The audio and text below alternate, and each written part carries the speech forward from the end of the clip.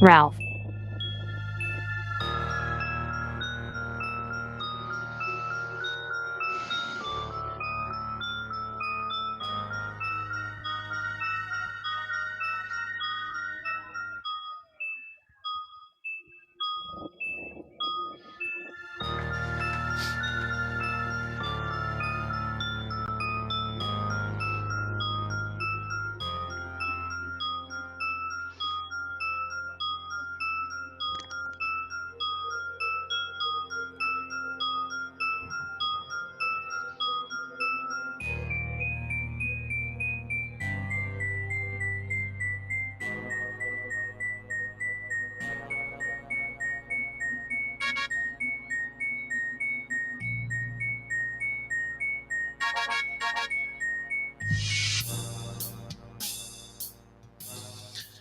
All right, ladies and gentlemen, thank you for joining us for Spiritual Spirits episode 28. I'm your host, Okay. John, and we got your gracious co-host, Mr. David, all the way from California. How we doing tonight, David? Doing pretty good, man. How are you? I'm doing great, bud. I'm doing great. Been a great week. It's been a great day. I got turkey today, so I'm great. Sorry. I'm sorry you got turkey because I'm not a turkey fan. But I had pizza, so yeah, pizza just as good. nothing like pizza. Finish. Okay. I finished it. All right, we'll get we'll get to the I fine ate that like print. it was my job. All right, so as always, we are brought to you by Anchor. Our one and only sponsor. Anchor allows us to take the audio portion of this live cast and put it out there to place Apple Podcast, Spotify, Google Pocket Cast, and Radio Public. Without them, we wouldn't be able to, you guys wouldn't be able to hear our voice away from like, the Facebook page and YouTube and things like that. So thank you. And of course, I want to thank Restream. They allow us to multi-stream out there to our spiritual page, YouTube page, D Live, Twitch, online, so you can watch us on platforms there. Appreciate Restream for doing that for us, even though they're not a sponsor, but then I have to pay them to do that. I still thank them. Still thank them. Thank them, because without them we wouldn't be able to do that. Yeah, thanks for you people out there. Without you we wouldn't be able to do this. So Spirits episode 28, man. It's interesting tonight. There's quite a bit of places we want to check out. We decided on the final 3. Yeah. Well, while you were very inebriated, and I was just a little bit inebriated. No more Sakya for Dave. No more Sakya for Dave. I was socked. I was like, after the second shot, I was like, yeah, I'm pretty good. I think I could have a third shot. No, that was bad. That was a bad thing. After that third shot, I'm like, I can't talk. The words were here, weren't making it here. I don't even know what I was saying toward the end of that. Oh, that was great. Oh, you were killing me. That's great for you. So yeah, I'm like, John, something's going on with my microphone. That's not the microphone, Dave. That's you. That's your mouth. That's your mouth. I'm like, I know what I'm trying to say, but when I'm hearing it in the microphone, that doesn't sound like what I wanted to say at all. But yeah, so Dave yeah, had the spirit. I had the spirit. I had the power of the Holy Ghost.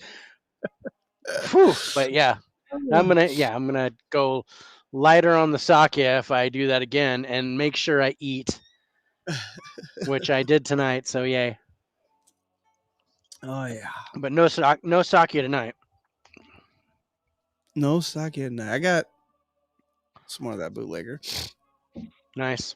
So that was pretty yummy. I am just doing the Carlsberg Pilsner tonight. Carlsberg Pilsner. Yep. All right. So anything new happened this week? I mean, any interesting things happened this week? I can't share my interesting. I'm not allowed to. Yeah, I was like, I the biggest thing for me this week, I can't share either. So, no, not a whole lot of interesting stuff that we can share. I am slowly working toward the Lowdown podcast, getting that started. So Getting closer. getting closer. I'm getting more and more confident in doing it, and I'm just gonna have to pull the trigger. You just Either gotta. run it, just got to run it either on Facebook or run it on YouTube, and Yeah. then just go from there. So, um, and then eventually go ahead and do restream myself, and Yeah. work with Anchor and getting it up there. But yeah, at least to kind of get it started. I definitely want to do it before I do my the Lowdown Award show, which is coming in January. Ah. Where I go over all the movies that I've watched and reviewed over this past year, and then I give out awards for 4K movie of the year, Blu-ray of the year, and then usually like the sleeper picks. So I stuff that maybe flew under the radar that was really good, and then the stinker one that I was really disappointed in, not necessarily a bad one, but one that I It, had high hopes for up and to your was disappointed. Yeah, expectations. Yeah. yeah. So that's coming. I do that every year. I've been doing that since 2012. So Yeah, I think I coming up remember you on my posted on Facebook too. yeah. So coming up on my 10th annual Lowdown Oh, Awards. yeah, and you haven't had, and you don't have your show up and running yet. 10 years of doing And I it, don't and have 10 years of doing it, and it's all been written. It's all been yeah, written with pictures. Um, uh, gotta get you on mostly on Twitter and live Facebook. But yeah, doing that. it'd be cool to do that as a podcast. Oh yeah, can't wait. I want to see it. I can't wait. Want to see it. All I right, want so to see it too. I want to do it. So I'm like, okay, I did one. Now I know, and then you're like I can keep it 12 going. But in with right now I'm so wanting it to be perfect and wanting everything to be right on the money, and I'm like, you know what? I'm not going to get that. So I need to just do it. yeah, you're And 20 then episodes in with me now. You should be comfortable talking out on camera. Come on. I'm not that's not the point. I mean, I'm comfortable talking, especially Oh yeah. inebriated, I'm comfortable talking, Oh but it just didn't work. Um, but yeah, I've never done my own show. I've always wanted to do it. So yeah. Oh but I'm like, oh, I want to make sure I get followers and do the right thing. And I'm like, you know what? I just yeah. need to Can't do get it. followers until you And start. So just do it like spaghetti. Just throw everything against the wall and see what sticks, and yeah. then keep going with it. Yeah, you can always fine tune it while you're going through it too. So Yeah. all right. So So 28, Dave, we're talking about haunted forts tonight. I know, and dad joked it when I aptly named it "May the Forts be with you." I laughed. I'm just Uh, I was like, I had to. It's just,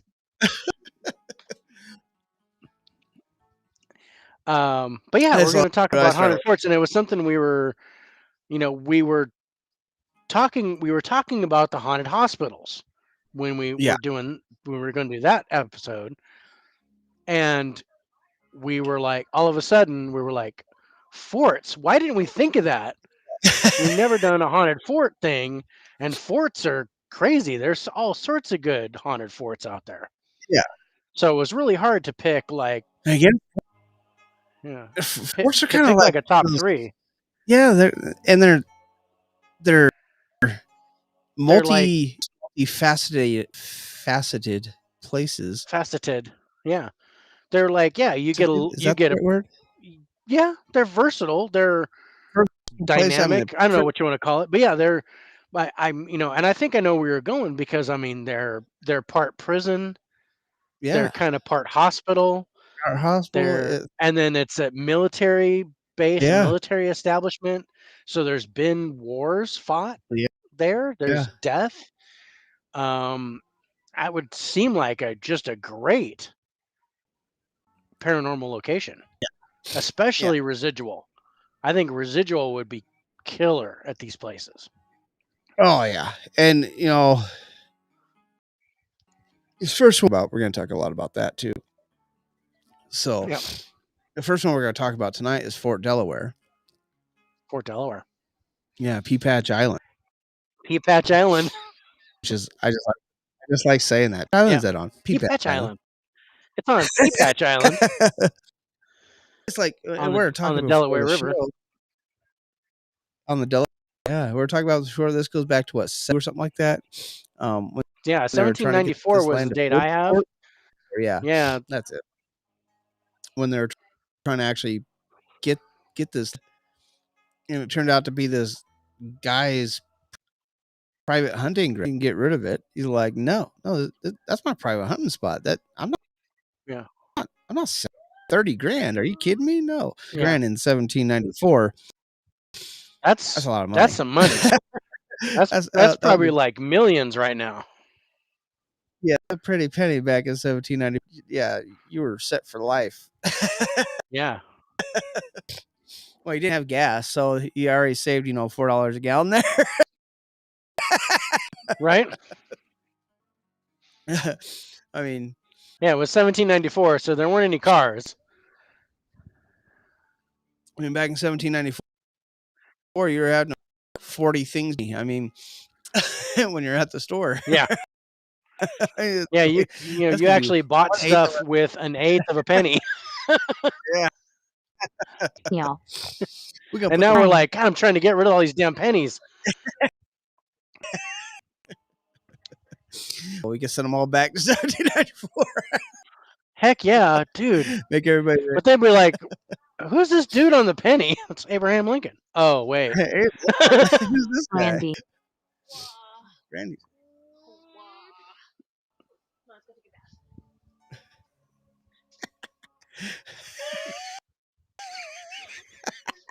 Baby bomb. Baby bomb.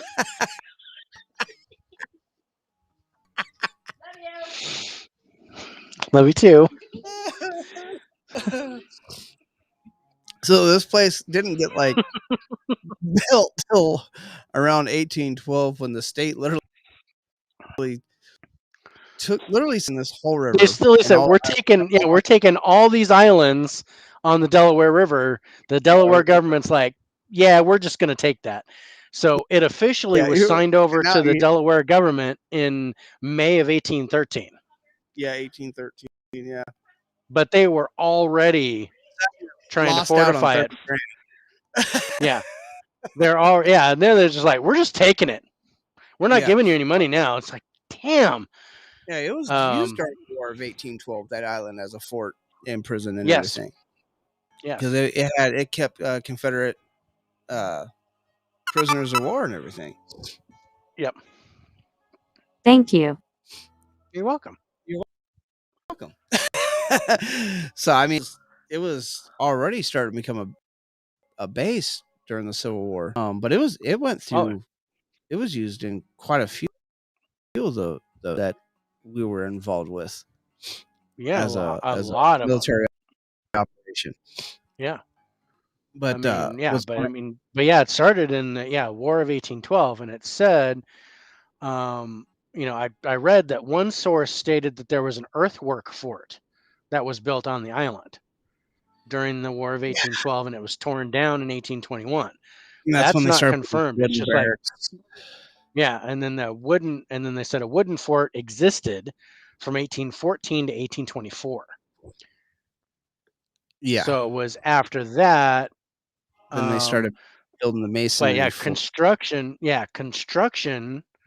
of, and they call it a star fort. Evil graveyard. Was that like a Did it say evil graveyard? Said ritual evil graveyard. Great. Those 3 words. Great. And mine's got 3 great words. Not. It's kind of ominous that they're together. And I'm sure there's a graveyard on this fort. Oh yeah. But anyway, So they said that construction of the fort began sometime before December 8th, 1817, Yeah. when they actually started to build it. Rachel says, sounds like a fun night. Evil's in the graveyard. Yeah. Evil Ritual Graveyard. Yeah. Yeah, this place, it's been around for a long time. And it's actually not the oldest fort we're talking about tonight either. So No, it's not the oldest fort we're going to talk about. but they had over Considering 30. they wanted to use this in the Revolutionary War. Yes, they did. Yes, they did. And they which kind of part of the reason why they tried to buy it in 1794, but Yeah. they were trying to use it even earlier than that because they wanted another fort further away from Philadelphia, because the fort that they had was too close to Philadelphia. So they were trying to get something further away to kind of give them a little bit more of a warning system in case something was going to try to attack Philadelphia, which kind of used to be the capital. Yes, before DC happened. Before DC, yeah. This place is it's housed what, Confederate prisoners, political prisoners, pirates. I think I read about pirates being there. Oh yeah, that's got. But yeah, what does it say? During the American Civil War, the Union used Fort Delaware as a prison for Confederate prisoners of war, political prisoners, federal convicts, and privateer officers. Yeah. I think if you go further down that list, it's mentioning pirates. Like, they've actually seen apparitions of pirates in the place. Oh yeah, that makes total sense. So I'm reading about a fire that happened in 1831. Oh, there. Which one? February of 1831, the U.S. Army Corps of Engineer was evaluating a foundation issue and offer possible solutions. On February 8th, around 10:30 p.m., a fire originating in Lieutenant Tuttle's quarters destroyed much of the work, burning until the next morning.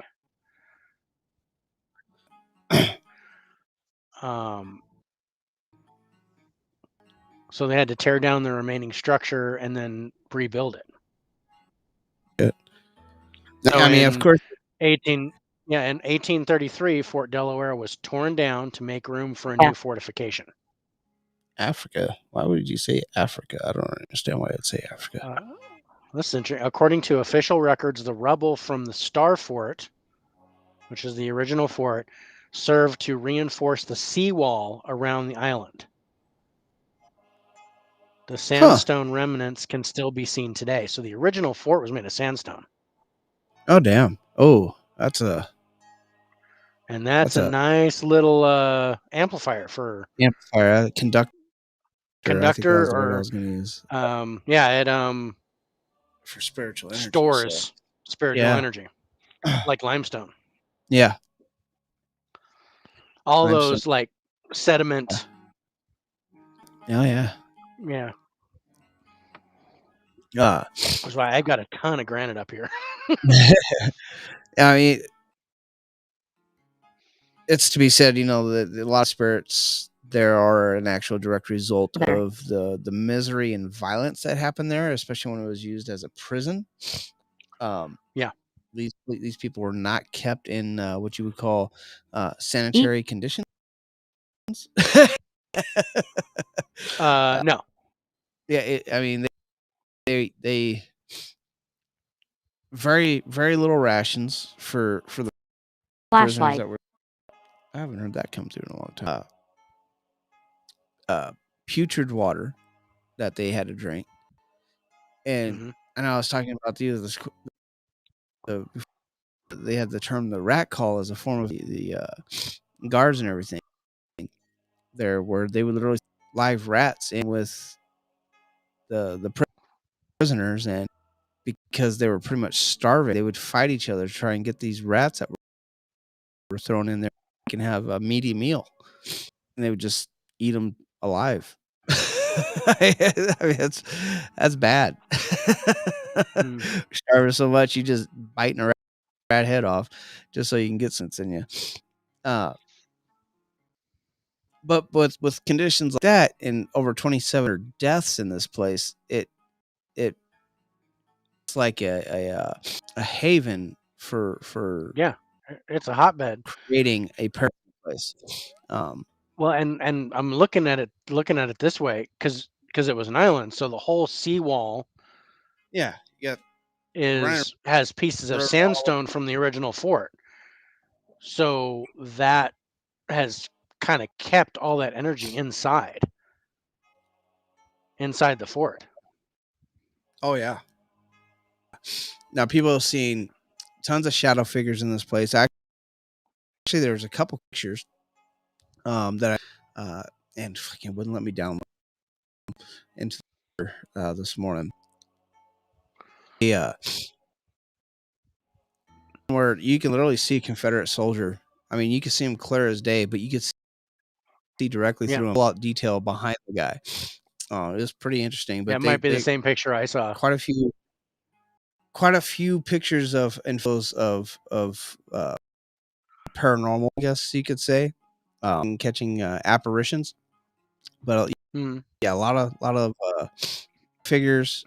There's people that have been poked and pulled. Ted. In fact, ghost hunters, when they haunted, yes, it's very haunted. It's very haunted. Ghost hunters, when they were there, I actually remember that episode when they were there, because if I remember right, it was a Halloween episode, season finale Halloween episode. Yeah, Canada. No, I was here in the state. They Delaware, so pretty close. Quiet. No. Be quiet. I remember Jason. What's the skinny one? Grant. Grant's the skinny one, right? Grant. Yeah. I remember literally get pulled and him get pulled backwards off balance. And they caught that fear that peeked around the corners through the thermal. Yeah. And I was like, that's interesting. But a lot of people hear the cannon fire of that place too. Yeah. A lot of reports of the cannon fire. And I know the Destination Fear crew was there. I think it was last season. Was it and last season that they were? I think it was either the first season or season 2, because they're in season 3 right now. I think it was season 2. And basically as they were walking the perimeter of the fort underneath, they were being followed, and you could hear the footsteps behind them following them. Behind them, yeah. Behind tunnels. Them. Yeah. It's like, we're being followed. And they stop and hear tick, tick, tick, tick, tick coming up behind them. And they keep going and they keep hearing it. Like someone's just walking up on them. Heavy footsteps, I would say. Yeah. Yeah, I remember that episode marching. too. Yeah.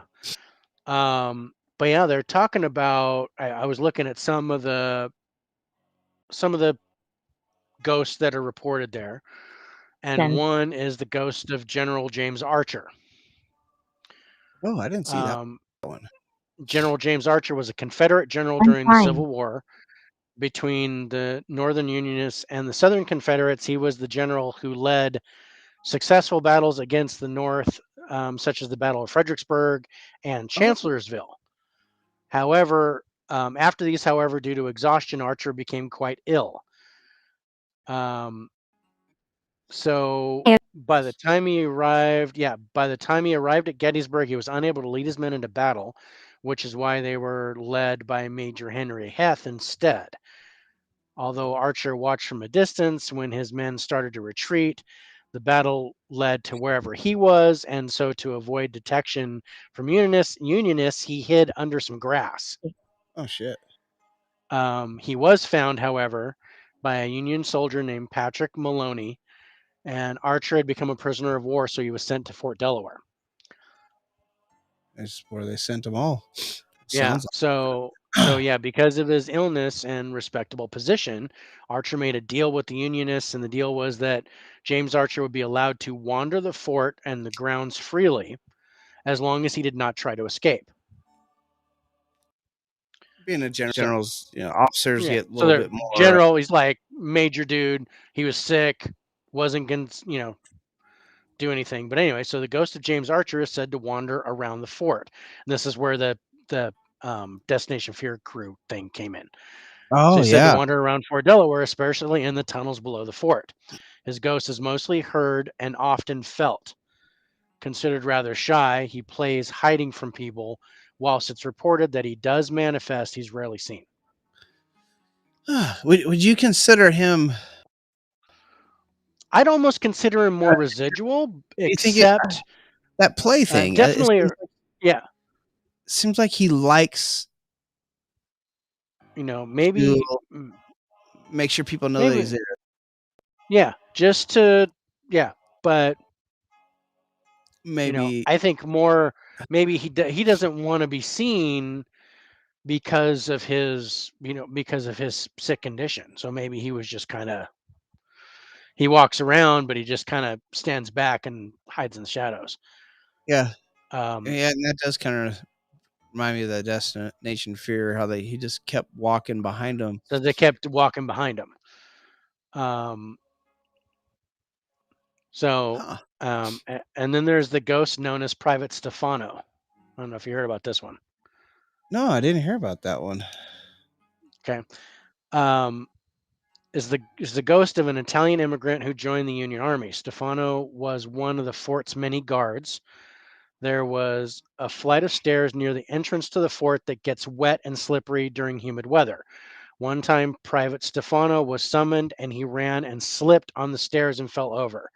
He fell down several feet of stairs and broke his neck in the process and cracked his skull Oh, open when he hit the bottom of the stairs. ouch. He died there on the spot. Since then, people have reported banging noises coming from that particular flight of stairs. This haunting typically happens if someone is reciting Stefano's story near the bottom of the stairs. Oh wow. People say that you are also able to provoke this haunting by standing at the bottom of the stairs and calling Private Stefano's name. That's crazy. Occasionally, a figure is seen From at the here. bottom of the stairs, though Grandfather this figure usually only briefly appears.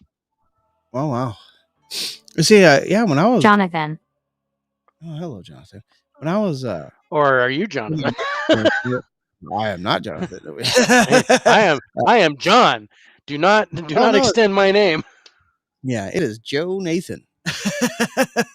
I am no Joe Nathan. No, it was weird because when I was doing the research on the thing, it wasn't bringing up actually any names of people the places I was looking, anyways.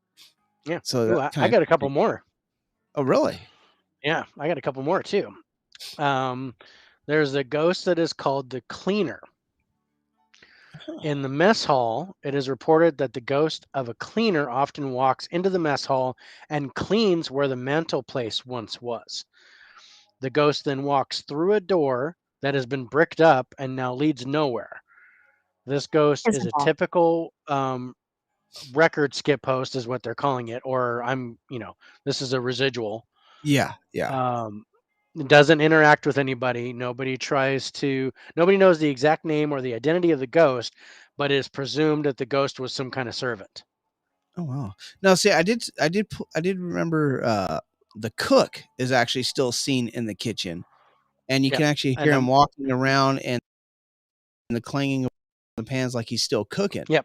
And I've got that one. right That's in there. my That's so residual there. I was like, that's just a residual haunt right there. totally residual. Is that the female ghost? Is that what you're talking about? It didn't say if it was male or female. It just said the actual cook. So it didn't say if the cook was male or female when I was reading about it. I'm getting female. Getting female on there. Okay. Yeah, I'm getting I would female find on that there. actually a little odd. Well, actually, I Yeah. wouldn't find that odd. Being 1800s, men didn't cook. So Hell, kitchen. They're calling it in this article they're calling it the kitchen ghost. In what was the Run. officer's kitchen, Doll. it has been reported that a female ghost often walks in and checks the cooking equipment. Oh wow. Once during a reenactment, the reenactors were, reenacting life as a kitchen worker by preparing soup in the kitchen. The ghost suddenly appeared and started cooking and checking the soup, and then picked up the Huh. equipment and helped stir the soup, smiled at the reenactors, and then walked through a wall. Oh damn. It Well, can be see that presumed this right ghost is the ghost of there. a cook. I wouldn't say She's particularly I wouldn't connected to say the that kitchen, only ever appearing visual. in the kitchen or if someone is talking about the kitchen. See, I wouldn't. The way you describe that, that kind of goes away a little bit from the residual. I don't think Like, that, yeah, especially if it like stirred the soup, smiled at people, like it seemed to yeah, interact. So that's an interesting one. yeah, I mean, I thought, okay, if you're clanging and stuff, it's gonna walk around like the one that's in my sister's house that's always baking pies. yeah, yeah. Um um that's a residual. Doll. She Really. comes in, she bakes pies, but she's always in there when someone's cooking.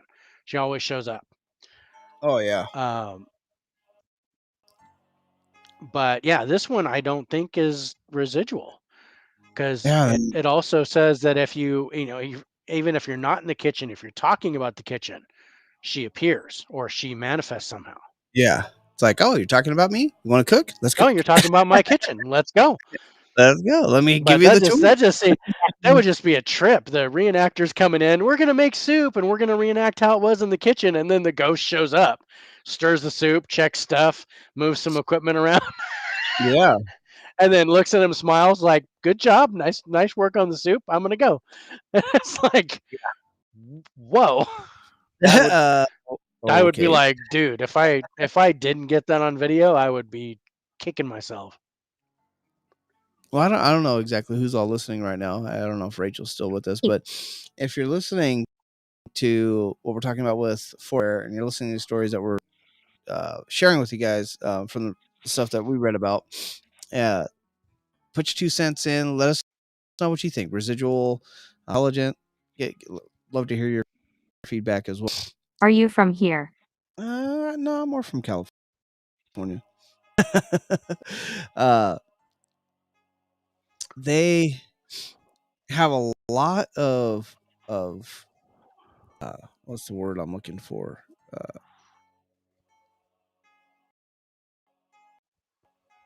I don't know the word for some reason. Right out of my head. They talk about a lot of people hearing chains, like people are literally trying to get out of their chains, Okay. like they're trying to break free. Um, the moaning and screaming of being tortured and slapped into. Um, I already told you about the pirates. I thought that was Yeah. interesting. I don't That think makes sense considering the of time all the period. places. Yeah, it's just of all the places But we've yeah, talked about, from across the pond or here, I think it's the first mention of any type of pirate activity. yeah. Like even I don't even remember reading anything on one of the ones that we're going to talk about a little bit later about pirate activity, which I would have thought we'd see.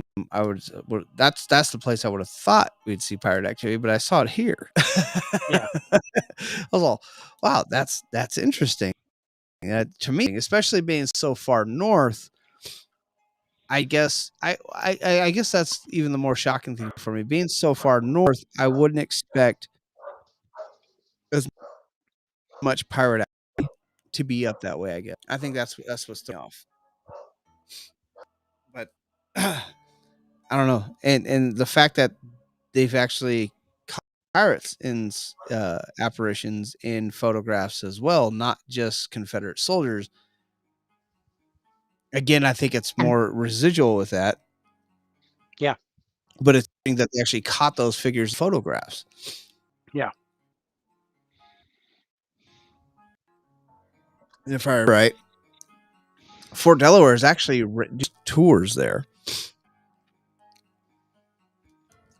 Yeah, and they do it's tours. ran by specific investigation crew out there, and they'll actually take you through that place. They do like a 5-hour investigation or like a 1-hour investigation, I think, if I remember right, and that includes like the ferry ride and everything. But they'll teach you how to identify or shadow figures and everything like that. They give you all the equipment. They teach you how they explain EVPs and uh, EMFs and all that stuff. They like give you like a hour class before they even take you on the haunted tour and everything. But I thought that was interesting too. I was because they talk those people all the things that they would hear for some reason, footsteps for no apparent reason, or cannon fire when those cannons haven't been fired in over 100 years. But that's where those photos came. Like the photo from that I saw with the Confederate soldier and the photo that I saw, those all came from those tours. And I thought that was interesting. Oh, that's kind of cool. Like they're giving tour and evidence. This is great. Let me download it so I can share it with the audience. No, you download it. Fuck you. Yeah. Damn it. Yeah. But I was like, I was going to download stuff, and I was like, oh, all I can share is video. So I was like, okay, I was gonna see if I could find a video Well, see, and that's what I was gonna get do. it. But I was gonna download those photos, my own video with the photos, and then share it. Slideshow. Yeah. But it wouldn't let me download the actual pictures, so I could do that. I think they're or something like that. I don't know. I don't copyright, but they are, or at least I think they are. I probably could have done something like that, but yeah, it's be, some kind of copyright or trademark or whatever, to where we can't, Yeah. But so most we'll of just have the to take our own. Let's take our own pictures. That's all. We'll just have to just have to take go. our own, most We'll of just the have things to I do our saw. own thing. Yeah, exactly. Most things I saw on there though were mostly from what I just my interpretation on how they're described and everything are mostly residual, but interesting with General Archer and that cook kind of more of They seem more definitely interactive. dual, but you have a very intelligent, Yeah, like footsteps that walk behind you and up, and you hear them take like 2 or 3 more, and then they stop, and then you start walking and going again. That's intelligent. That's not residual. That's not residual. Yeah, that's something following you around. That's and like and like the one with the cook, where it's like, oh, came in, stirred the soup, checked stuff, smiled, reacted to the crowd, and I'm like, dude, like, actually looked and smiled at the people. It's like, I'm like, whoa. all right, that's an intelligent. Yeah, that's crazy that you saw that it was one female, because what I was reading about, I wouldn't have guessed. It didn't say male or female, but I wouldn't have guessed female at all. Hello, Holly. Hey, Holly. But but the stories that I got and read about, I would have so went residual for that. And you pull that out, and I'm like, well, that sounds more intelligent than residual. Just the interaction itself tells you intelligence. It's interacting. Yeah.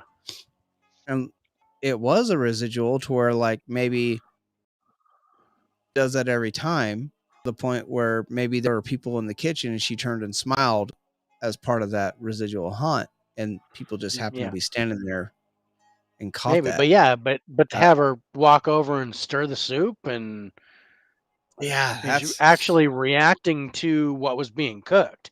that's I thought that was interesting. really interesting. And then and then there's the private. Stefano.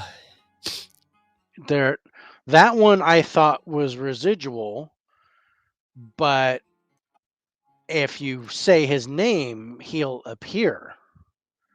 And Yeah, that was and then interesting. And I don't know yeah, if that's necessarily residual. I can understand if you're there at the stairs and stuff that you'll kind of catch it, him yeah, falling down the stairs and doing the stuff. But if you come there and you call his name or you talk about his story and he shows up, yeah. that's not That residual. that's recognizing he's being talked That's about. yeah, that's intelligent. Yeah, he's showing recognition that, hey, you're gonna talk about me. Here I am. Take a And picture. on that note, could that be two parts? Could that be, we talked about there being a residual as well as an intelligent haunt. It doesn't have to be one or the other. Yeah, it could be both. Could that be a residual haunt of him falling down the stairs? But if you talk about him or say his name, much like the cook, maybe there's a residual thing with the cook, but when you talk about the kitchen or you're in there doing stuff, the intelligent haunt shows up, It's like, yeah, here and I you get am. you got a 2-for-1 deal. And that's very possible. I mean, we don't. I mean, we've talked about there being a person can haunt a place and have a residual haunt somewhere else. Elsewhere, yeah. Why not Especially at when the we same talk about spot? Mark. Yeah, especially when we talked about Mark Twain. Right. Um, but we never actually talked about the same location. Right. And I never thought But about it until just now. Why it happened at the same location? right.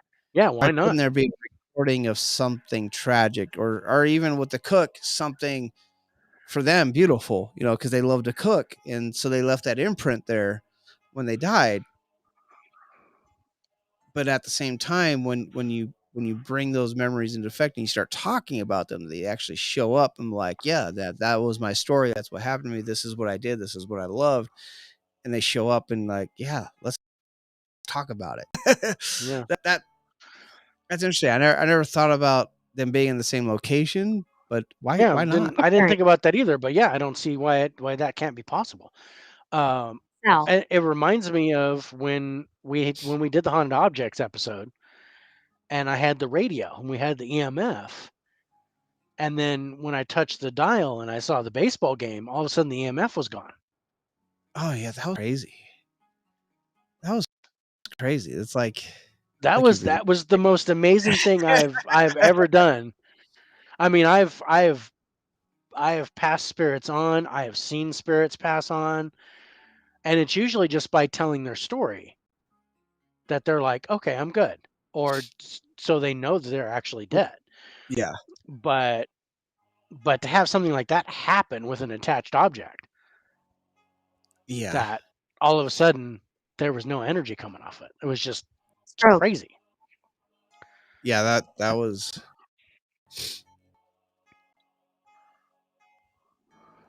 That was crazy because it's like you told the story and it just went poof. It was gone. Yeah. Yeah, it was right after. And you think about that radio and you think it's like the perfect radio you would hear it like a kid or even an older gentleman or even a woman or whatever how have you listening to like Qualified. Game 6 Yeah. Boston Red Sox, Listening to a Yankees game or something like that, and then it was it was really weird because I saw the game but I didn't hear it, but it was a radio, so you'd think I would Alexa. hear the game. Mine won't shut up again. You just won't shut up. Mine hasn't talked. It's all weak. But anyway, yeah, I digress. I mean, but that's what it kind of, I mean, only in an opposite fashion. So it's like they're telling the story and the ghost appears to them. It's like, oh, you're the ghost talking about me? manifests. So it's like you're giving it energy, so it can manifest as an intelligent haunt. Otherwise, That it's kind of just a reminds me of footprint. when we're talking about Ralph Yeah. Sarchi and even Exorcist House and things like that. When he was talking about, yeah, you don't want to say the demon's name unless it's already in there and you're fighting it. Yeah. You don't want to know their name. That's just going to give them Exactly. power. And that's kind of what it feels like here with those. It's like you're giving them that manifest to show themselves. Yeah. Maybe, maybe even upgrade the residual to an intelligent haunt. And do you think that's possible? That a residual haunt can actually manifest as intelligent? Oh. Or do you think that's that's kind of one of my fears when we're about that. But when we talked about that place that was so visual, and then someone like me that's a huge magnet for energy to begin with, giving them the power to manifest as an intelligent hunt. And I think, especially with all these tours that are going on, and they're constantly talking about them, 100% they can you can turn something residual into a intelligent, to where it can. Right. Yeah, well, they talk about and I was gonna mention the rake first, because the rake was supposedly a made up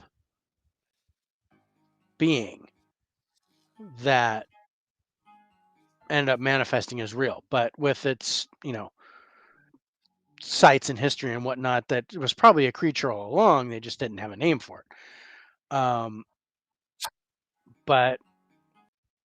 But yeah, just to but they talk about Pkf Manifestation. So when a person's going through an emotional turmoil, they can generate psychokinetic energy,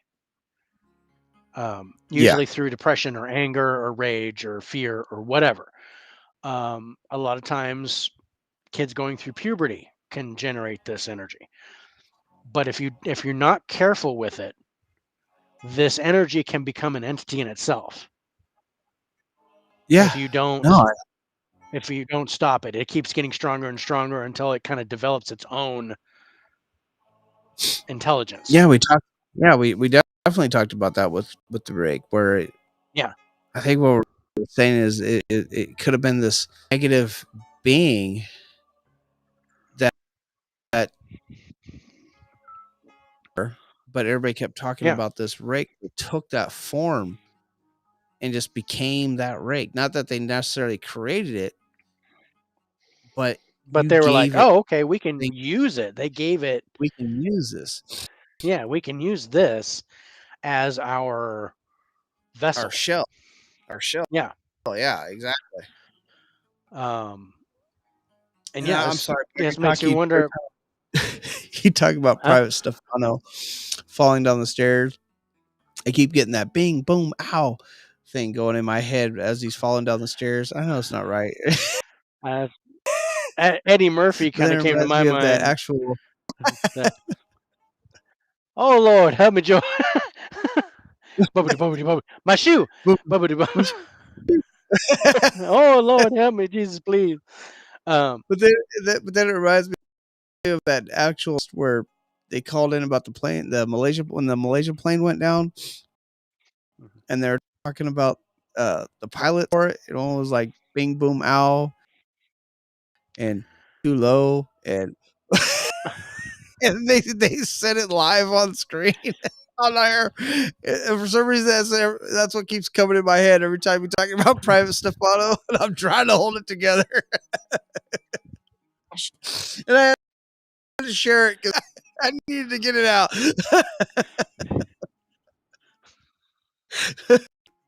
I was like, oh no. You really, I mean, off subject, we realize they've never found that plane?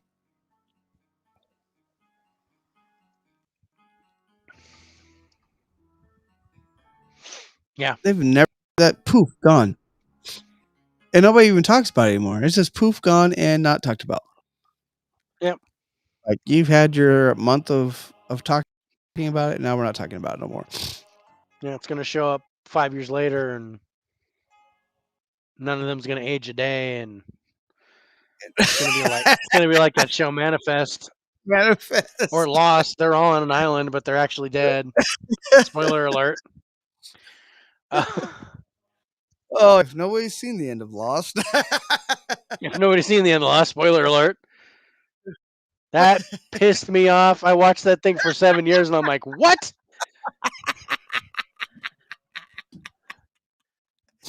What do you Really, mean you you're son of all bitches dead? were dead the whole time? Why the hell am I watching this show? There's a reason why I don't like to watch Titanic, because I know what happens. I know the ending, yeah. Yeah, I don't want to watch the movie Pompeii because I know what happens. Y'all die. Everybody dies in the movie Pompeii. I hate to Yeah. spoil it for everybody. No one lives So in there's that a one. little volcano called Vesuvius that wiped the town out. And everybody was. Everybody. They could not escape. There was no getting away from this. They're still finding people under the ashes. Yeah. Dude, let's go do a ghost show there. Dude. How come That I've would- never show at Pompeii? Okay, we're getting off subject. I'm going to look it up during our break.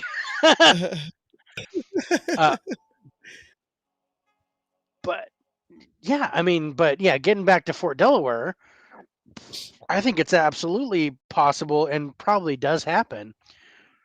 Either A, the residual is still there and an intelligent being comes in, or what I think is probably more logical, more believable, is that the residual is there, the footprint is there, but when they talk about it and tell the story or do something in the kitchen or something like that, then It it gives them kind that of energy. it gives them that energy, it gives them more energy so that they can come out intelligently as an intelligent haunt. Dude, And that would then they freak kind you. of downgrade, almost like going from a tropical storm to a hurricane and then Yeah, back down to a tropical storm. yeah, it's crazy. Imagine being there. It's like you got this record playing over and over again, this broken record, and then all of a sudden, here comes this cook. Hey guys, hi. Good job Everyone on the walks soup. Hey, back, what? what the hell? What Right. that? Or and I don't know if this happened, but the place I used to live in Orange County, we had a residual haunt Yeah. in this, and it was an apartment, and I'm sitting there watching this as I see this guy falling down the stairs and breaking his neck against the wall as it Oof. comes down to the bottom of the stairs, right? Just over and over. I see it like 2 or 3 times a day. And I'm like, what the heck is going on? And I'm seeing this, so I'm telling my wife about it. And then after I tell my wife about it, and I start asking about, hey, did anybody die in the apartment? The management company didn't know. All of a sudden, the faucets start turning on and off. Oh. And the radio, the stereo starts, the volume goes up and down. Oh. And the TV turns on and off, and shit you started start talking. happening. You're like, oh, you saw me? Yeah. So it's like, was it an intelligent haunt that I saw, or was it a residual haunt that I gave energy to because I saw it and asked about it and talked about it, that Or all of a sudden it started manifesting as a real entity? Or was it or what? something different? Maybe the whole time it was intelligent, but it was Yeah. locked. It was locked. That spirit was locked in that one moment, and then you saw it and you talked about it in the door, where he was no longer stuck in the worst moment of his life and could actually start moving freely.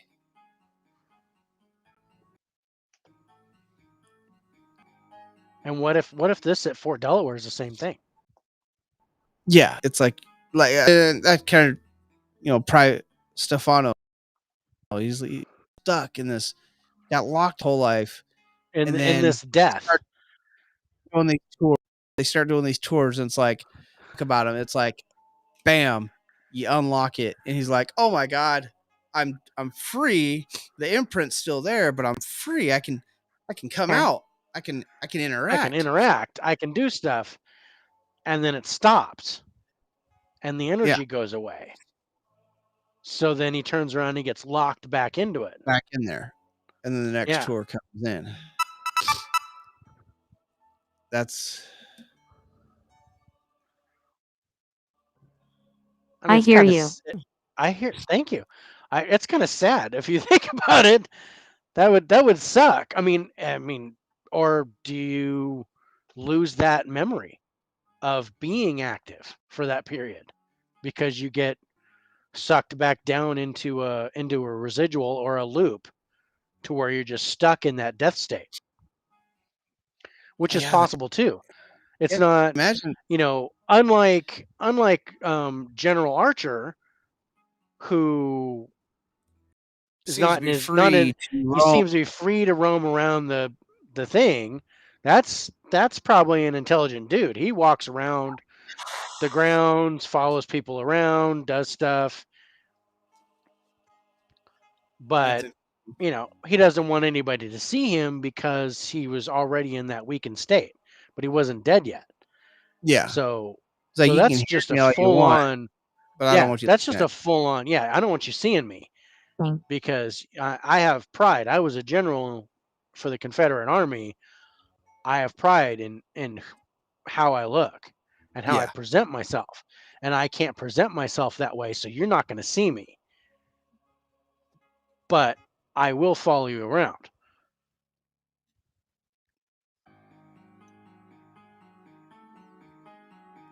That's interesting But too. I know the Destination Fear guys, they thought that the person following them around was the cleaner. Hear Was the you one that here. was the one that was cleaning the place, but I don't think that's true. I think that I don't was the think it's true. general. I think it was General Archer. That's Yeah, who I think it that was. makes total sense. It makes more sense that it would be Archer and not the cook. Yeah, because Or the cleaning. the cleaning guy, they had some kind of servant. They said, but that one just stays around the mess hall. Yeah. Pretty Yeah. So if much. it was around the mess hall, because when they kept hearing him talk, they weren't even near the mess hall. No, they were walking the perimeter, the Yeah. outside, the underground tunnels. Yeah. And it was like they'd walk, and it'd stop, and you'd hear like 3 or 4 footsteps behind him. The way when you were talking about it, it says he likes to play. Yeah, And that he's takes really me back shy. to Grant. That takes me back to Grant and pulling his coat. Yeah, Like, hoo-hoo, I got you. like Where are you going? exactly. And when he's a prisoner like that, he couldn't go anywhere. So I'd mess with people. Oh yeah, 100%. Like if I'm And he wasn't a soldier there at the barracks, so he wasn't a soldier at the fort, so he wasn't really bound by actually being a military guy. So yeah, I could see him kind of being kind of a trickster almost. Yeah. And messing with people, but yeah, you can't see me, but I'll tug on your jacket. Another I'll follow you room. around. What was that? I said another room. That's what I thought I heard. For bedroom, closet, kitchen, and it's another room? That's another room? That's interesting. Yep. No, yeah, Fort Delaware. I'm trying to Fort Delaware. Definitely huge residuals there. Especially with all the prisoners that have died. I mean, imagine walking place and hearing pleas for help and not be able to help.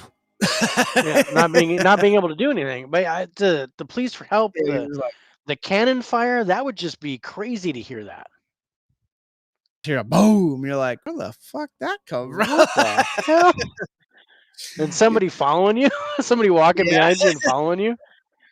But I'd be tickled pink if a ghost came in and checked on my soup if I was making soup. Dude. I would absolutely be I would be so jazzed to have be like, dude, Martha Stewart's ghost. To play. Do you want to play? To play a game? Yeah, I'll play. Just don't is that General Archer? Because Yeah.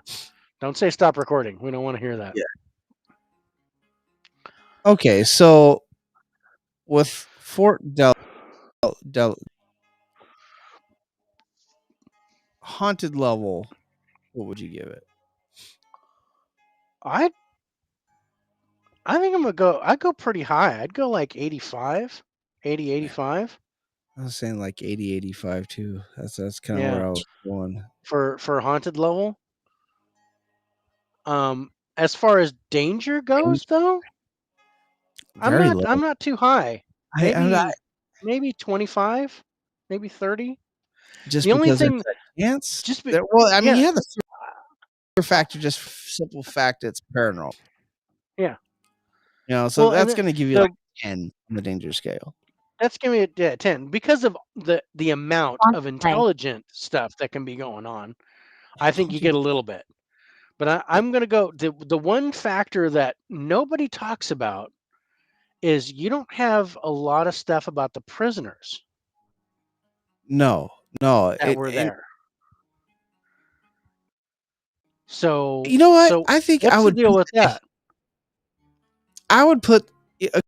Okay, what'd you say? 20? That's at 2025. I think I would go 40. And my whole theory Really? behind 40 is if you have a spirit that actually has the ability to grab your jacket and pull you to where you actually go off balance.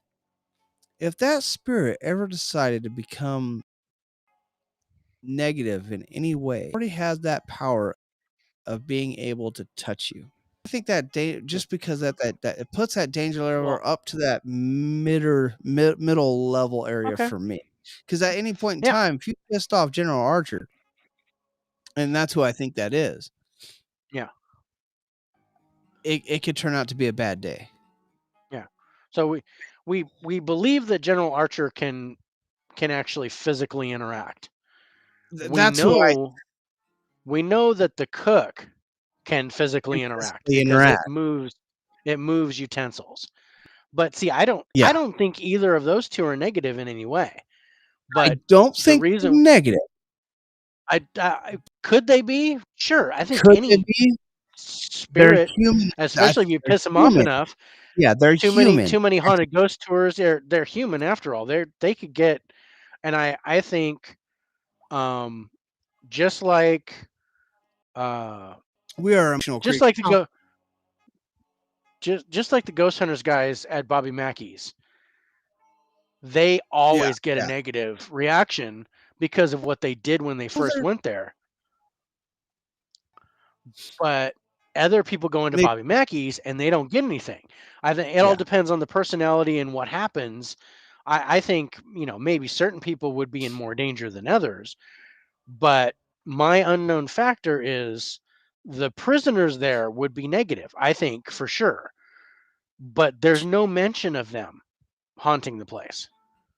And that's what's crazy. Besides like the residual things with the chains and screaming and pleas for help Yeah. and things like that, there's not a lot of other factors when you think about the prisoners. And to have 2,700 deaths there and Yeah. over 13,000 prisoners there, you would think Yeah. there You'd think would there'd be be something. something more. Yeah. Like And maybe there is. there had to have been a bunch of people killed by firing squad. I'm just gonna say that. Oh, dude. Yeah. It was that. So Wings and firing squads were hanging a firing squad. So, but there's no mention of that. So where did that take place? That had to take place on the fort or in the fort at yeah, some point, some level. yeah. So wherever that happened, there would be some kind of negative energy. But the other thing is there's no reports of anything non-human. I haven't heard any reports of I, any real like you know, you, major shadow figures yeah, I saw or shadow. I uh did see the shadow figures thing, but they didn't really go really too far into shadow figures. yeah. It's just that people see shadow figures. No reports of like negative Of shadow anything like demonic, nothing. anything evil. Yeah, Yeah. So yeah.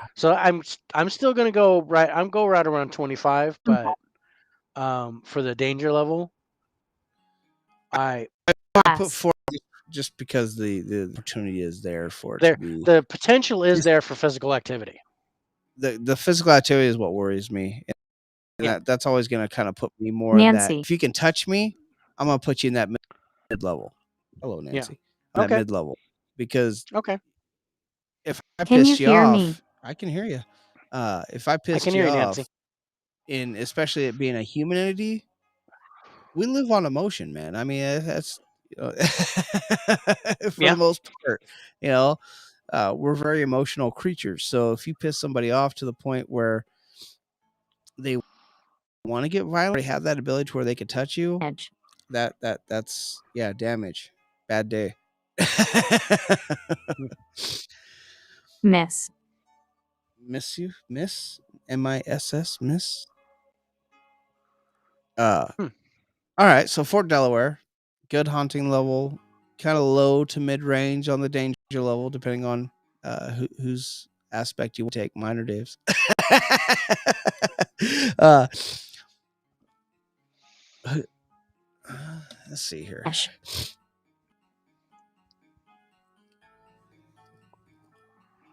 Let me see here.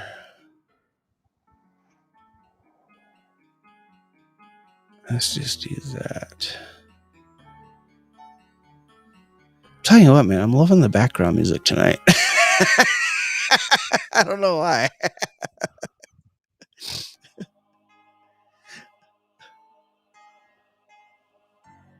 All right, so we're gonna take Ice. a quick break, and we're gonna talk about probably one of those most prominent military prison slash Yeah. fort that you could probably think of. I'm just gonna Yeah. put it out there. If you guys want to take a guess while we're taking our break, through comments, we'll let you know if you're correct when we come. Enjoy the creepy music while we're gone.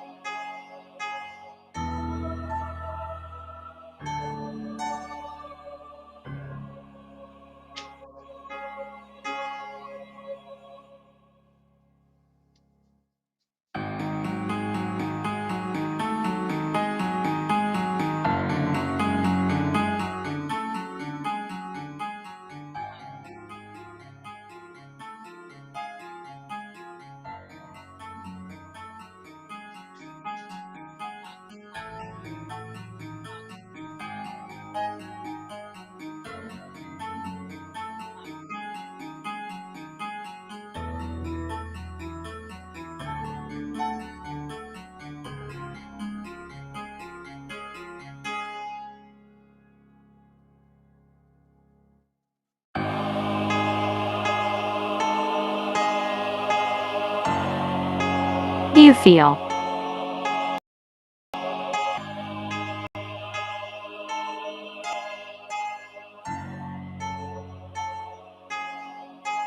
In front of you.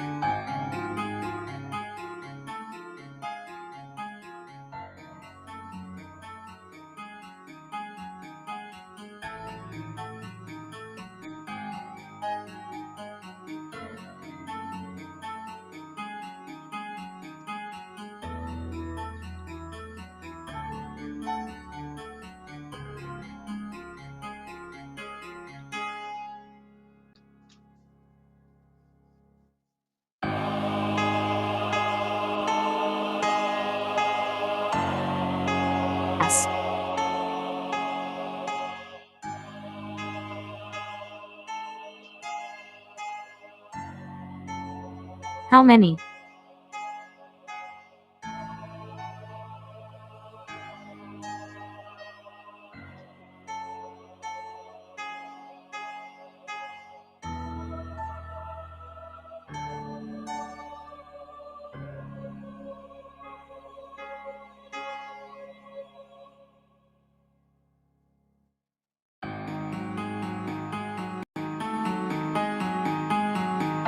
Did.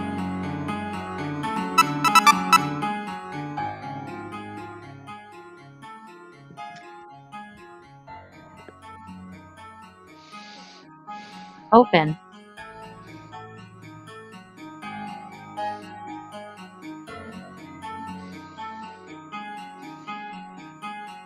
Grandmother.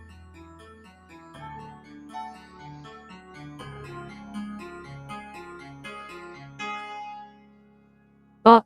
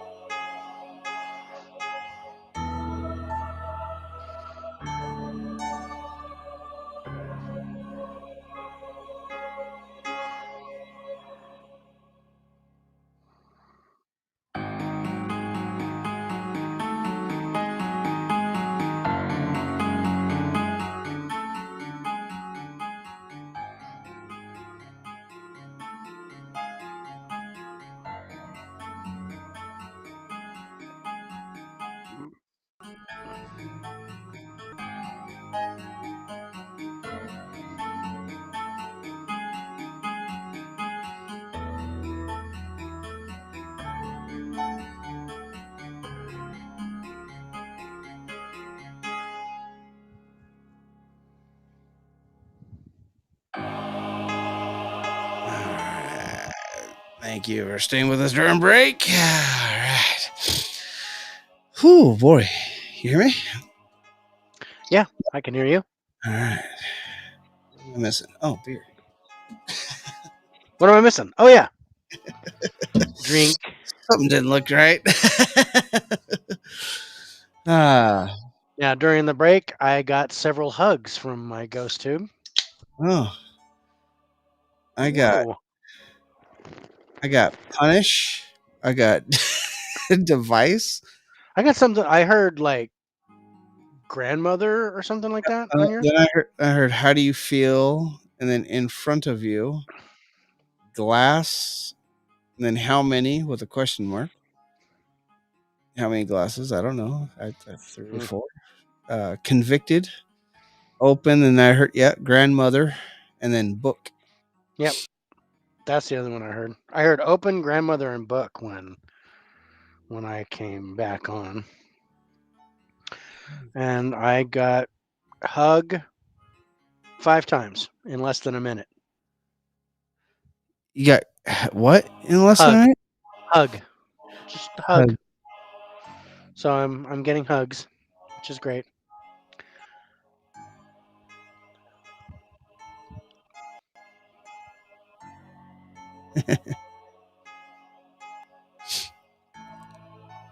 Sorry, I got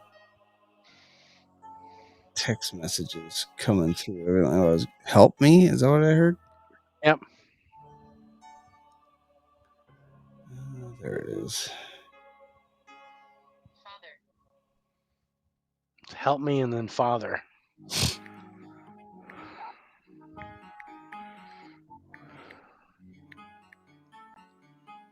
That's an interesting. Leave here? No, I'm not leaving. Till you pay my mortgage, you can't tell me where to go. Abigail. That's a new Ooh, one. that's a new one. I got Abigail before, but I've never heard you get Abigail before. Mm-mm. All right, so we are gonna False. talk false. I'm not. That's not false. I've gotten Abigail before. So we're gonna talk about probably,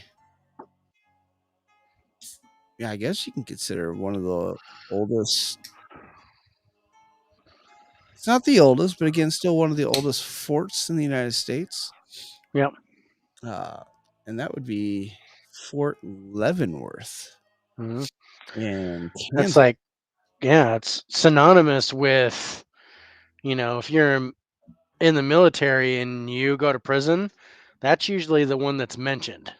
Yeah, I found interesting. It looked like that place, the prison section part, actually closed down in 2002. I guess I don't think the prison part is open anymore.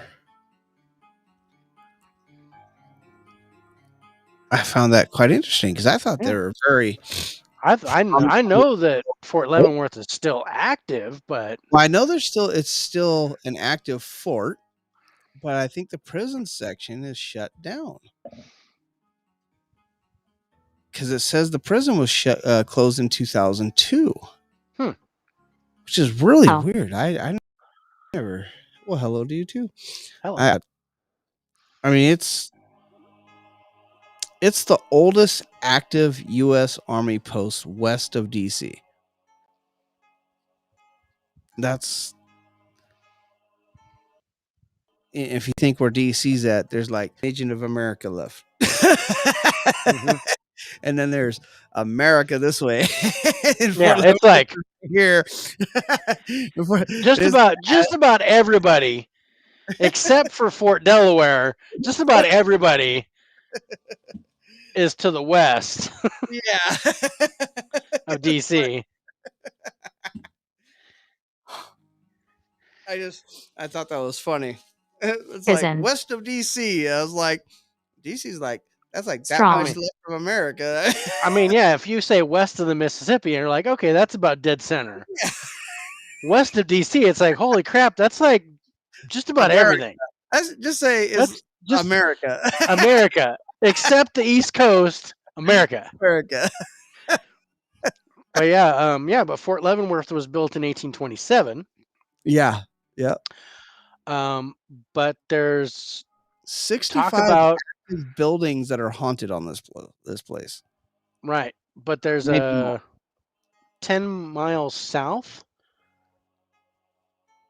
The I guess, cemetery? or I'm sorry, no, 10 miles north of this fort is the 18th century fort from the 1700s, Fort de Cavagnol. Cavagnol, Yeah, it's but a that's French not fort. active no more. That's not an active fort, Not an active fort no more. but they're talking about its proximity to Leavenworth because it's like just like 10 miles away. Yeah, it's like Stockton and Lodi. Yeah, Room. but when I That- was looking up Fort Leavenworth, this fort came up like it oh, was. really? Yeah, like there was some kind of link to it. The cemetery for Fort Leavenworth, I guess, is pretty freaking huge too. Yeah. The one thing I didn't look at. So I mean, this fort was used in the Indian Removal Act, the Kansas Nebraska Act, the Civil War, World War One, World War Two. I didn't see nothing about Korea or anything after that, but that's some pretty big wars to be involved with, and I don't remember what the Kansas Nebraska Act is. I should have looked up the Kansas Nebraska Act. I don't know what that. I know, of course, Indian Let's Removal do Act that now. is crazy, but not a happy time. Not good American history there. Kansas Nebraska Act of 1854. The Kansas Nebraska Act Why? signed into law May 30th, 1854 by President Franklin Pierce was closely related to national and sectional politics of the 1850s. The incentive for the organization of the territory came from the need for transcontinental railroad. Oh, it's the railroad. Northerners wanted the road to follow a northern route, the Platte Valley, over which thousands of covered wagon immigrants had traveled to the far west, offered an excellent roadbed.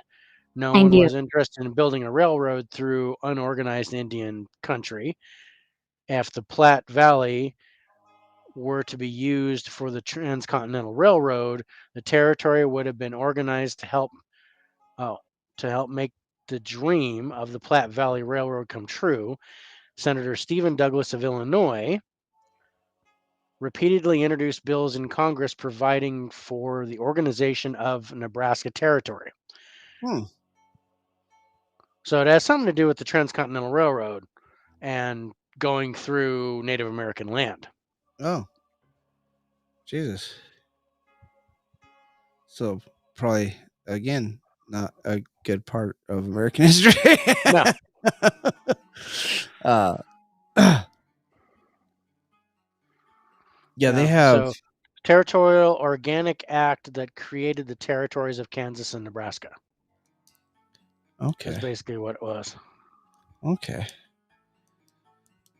So there's tons and tons of places on at this fort that are haunted. They said they considered what over 65 buildings that you can go visit and have a paranormal experience at. hmm And I just looked at this. It says parts of the prison were torn down in 2004.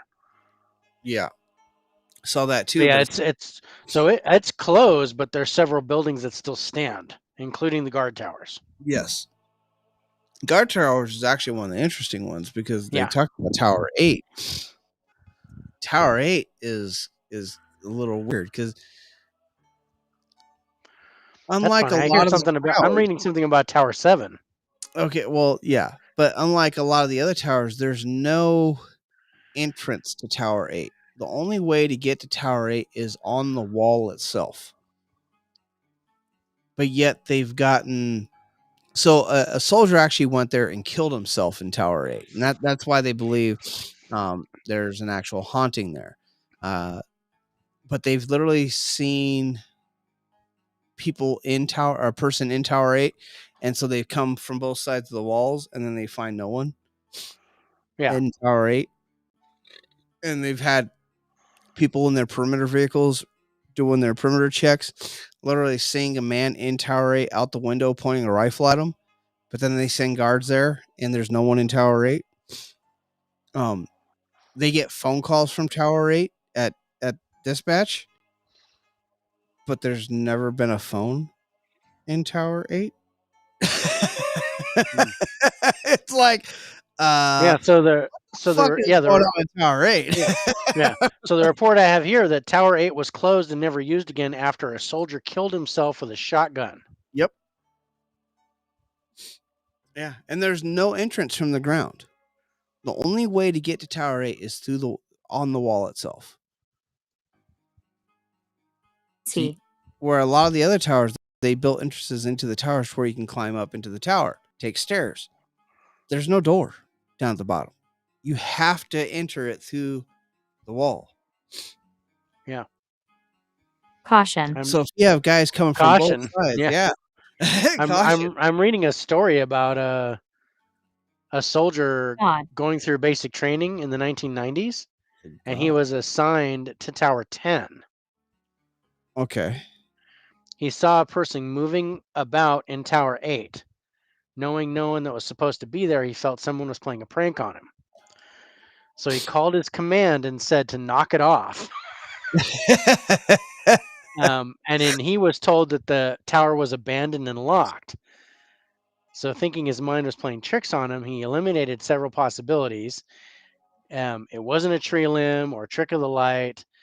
And no, it was definitely a person. So he called control again. This time the radio was handed to the commander of the prison, who just happened to be there. The MP told him, "I see someone in there who's in Tower 8. And the commander told him there was no one there. Soldier continued to see a figure moving about, so he thought maybe it was Tower 7 playing the prank, but he received a negative response. At the end of his shift, his relief told him the story about the guard's suicide. Oh, shit.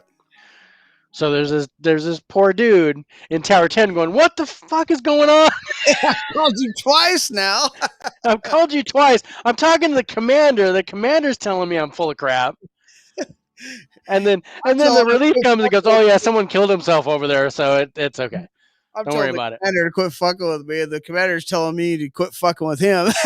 Right. What the hell's going on Stop here? fucking around. Oh. But it was interesting. But yeah, the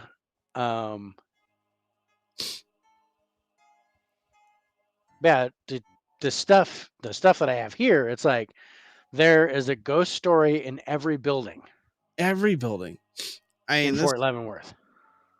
you know what I didn't see is like, and it could be just due to the fact that it's still an active military outpost. Still an active base, yeah. Um, And we all know how the military likes to hide shit. yeah, the fact, but, and okay, what I'm going to go into that in a second, but what's interesting to me is it doesn't list how many people have died at Leavenworth. Like they don't have an well, at least I didn't see an active death count at Leavenworth. But going back to what you just said, that it's military, they're going to keep their secrets. They leave it. Dude, Leavenworth is open to the public. As long as you have a valid ID, you can drive onto that fort and go check shit out. I found that freaking phenomenal. Now, that's probably since 2002 when they closed the prison section down. Now that's no longer a prison. But you can go in there. You can just, here's my ID, and drive right in.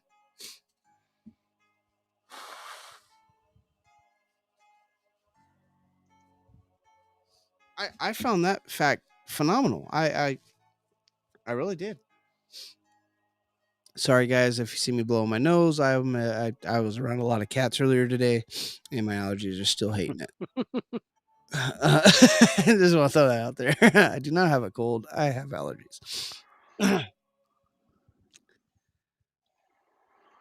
Well, I do know that 14 German prisoners of war were executed at Fort Leavenworth. Hung in an elevator shaft. An elevator that was never used. Excuse me. Where was it at? In the old disciplinary barracks. There was an elevator shaft that was unused elevator.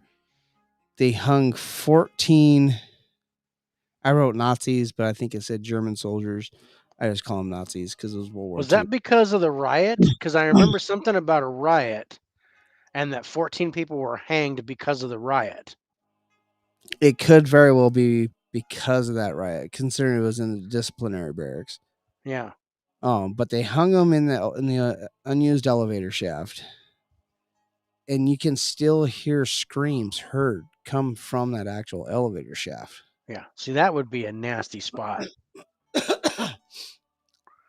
But in that same section, you actually can hear, in the disciplinary barracks, you can actually hear people walking around.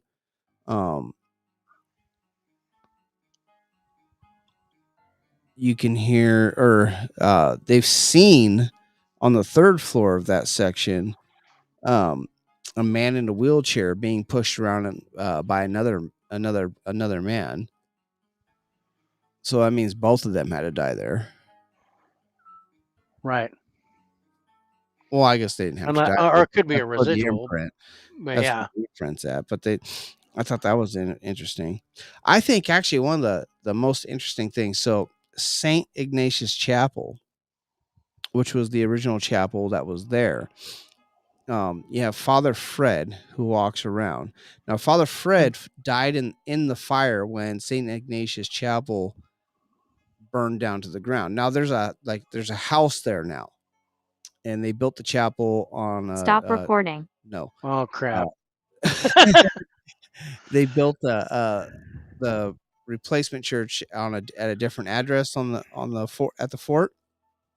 But they see him walking around the new house, mainly by the stairs in the kitchen, but they're actually have a picture I think it was during a party at the new house of Father Fred in his robes. And it was like, well, who's this guy? You know, they're looking at the pictures and they're like, who's this guy? And there was like, nobody knew who it was. They're like, that dude wasn't at the party, but he's in the picture. But Bless you. sorry, but I found the interesting fact is they built the new church, the new Saint Ignatius church at a whole different a whole different place on the barracks, and that spontaneously burnt down as well. Like something don't want fucking churches there. Yeah. I thought that was pretty interesting. That's interesting.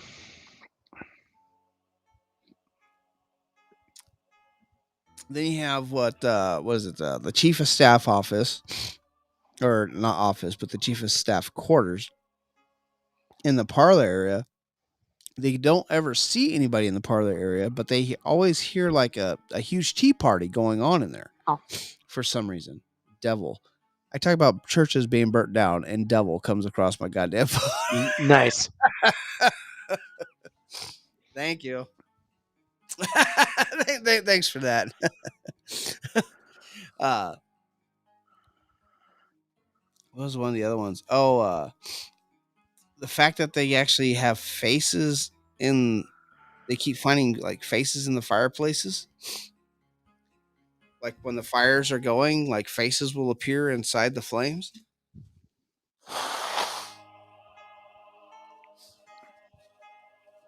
It's crazy. This place is wicked. might be one of the most haunted places we've actually ever talked about, and Yeah. I'm putting it up there with like Penhurst. Yeah. No, I agree. The officers' quarters, they actually have a man, and here's another one. I mean, this is a whole different place where people see faces, but they have a man with a mustache and goatee, kind of like Yep. what we got.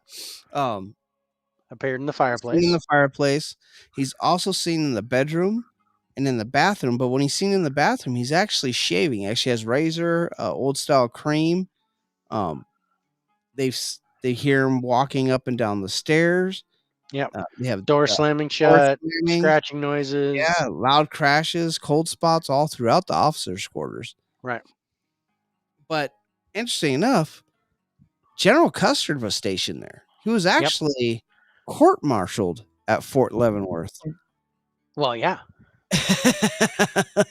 Before he ended up going and Regret. and yeah, I bet he regretted that. Before Little Bighorn,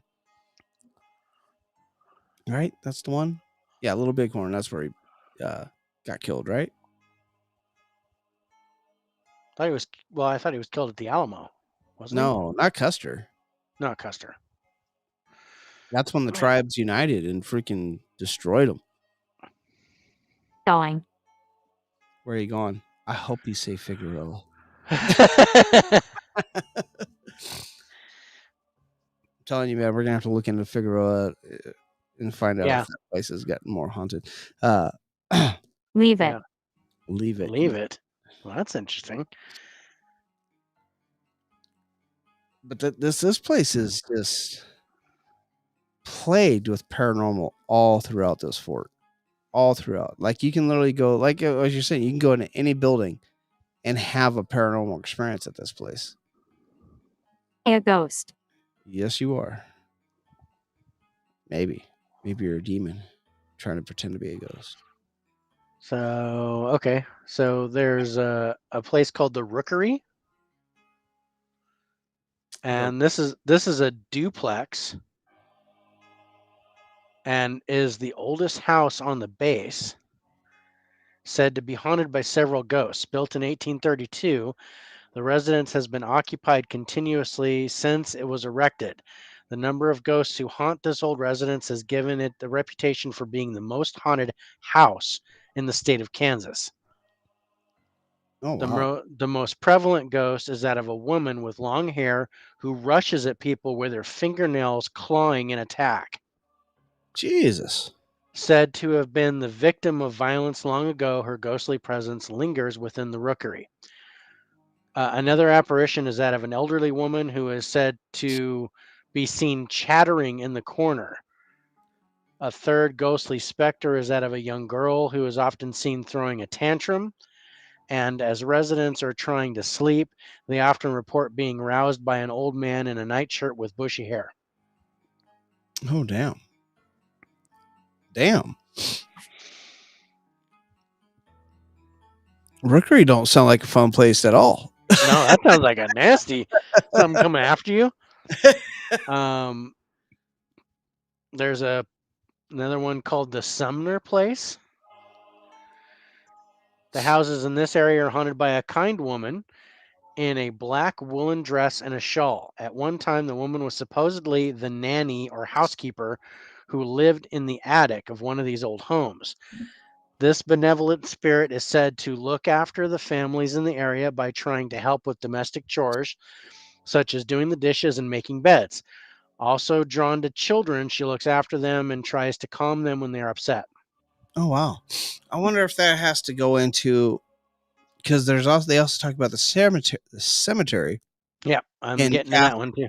and Catherine Sutter. Catherine Sutter. Who That's died of- supposedly the most famous ghost, or the yeah. I guess she died of pneumonia, or the cold or something. She got sick, and died there looking for her lost children, her son and her daughter.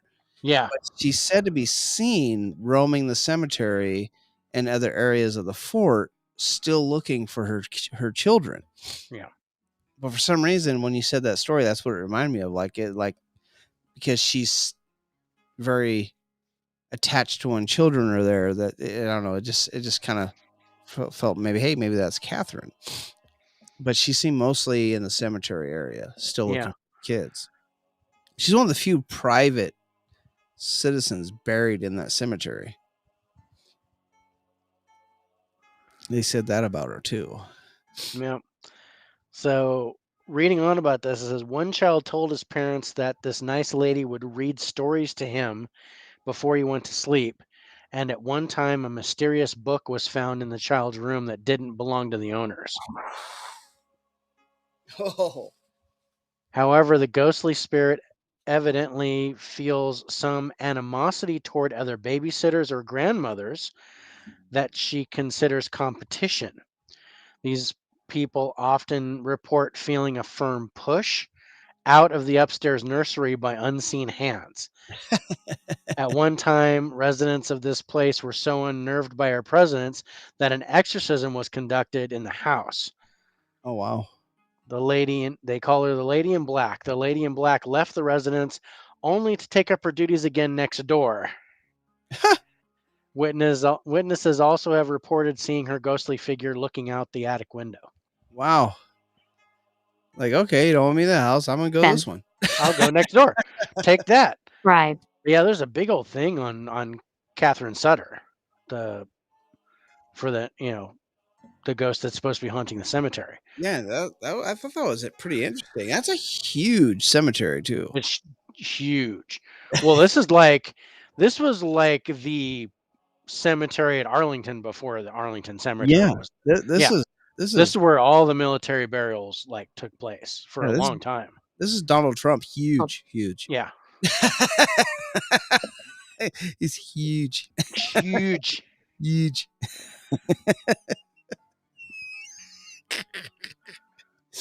Oh, I'm sorry. Yeah, so Catherine became a familiar figure at the fort. She spent many hours walking through the snow, calling out to her children. After all those endless hours in the cold, Catherine contracted pneumonia and died that winter. Right. So Hiram Sutter, the husband, returned to his home in Indiana in the spring. However, just a short time later, he received a message that his children were alive and well. Oh shit. Swept into the river, Ethan and Mary were rescued by a group of Fox Indians Oh. who took care of them until spring when they were returned to the fort. Oh damn. Wow. That sucks. That's kind of sad. Yeah. Oh, there's a ghost of an Indian chief, Native American chief. Oh yeah. There too. Chief well- Joseph. Well, no, is it? Okay, never mind. Different place. Another ghost I didn't know reported in Joseph the was there. yeah, this one's reported in the cemetery. Is the ghost of Chief Joseph, a proud Nez Perce Yeah, Indian leader who was incarcerated there in 1877. I didn't know he was incarcerated there. Hmm. That's a why? Yeah, how? Right? Why, Dave? Why was he incarcerated, Dave? I don't know. It just said he was incarcerated there. Like, Like what? Like what? Like Any other guy that was incarcerated there. like he was Indian. Like arrested Oh. and like incarcerated. Like Why On were the you way. arrested? I was Indian. I was wasn't Indian. I was in the wrong place at the wrong time. But yeah, and then of course, the Civil War soldiers have also been reported walking through the woods Oh nearby. yeah. So Civil War soldiers walking through there. Definitely huge talks on the German soldiers, not just walking through there, but like as we were talking about earlier with the hangings Yeah. of the 14 there. Yeah. This place it's just a hotbed. I mean,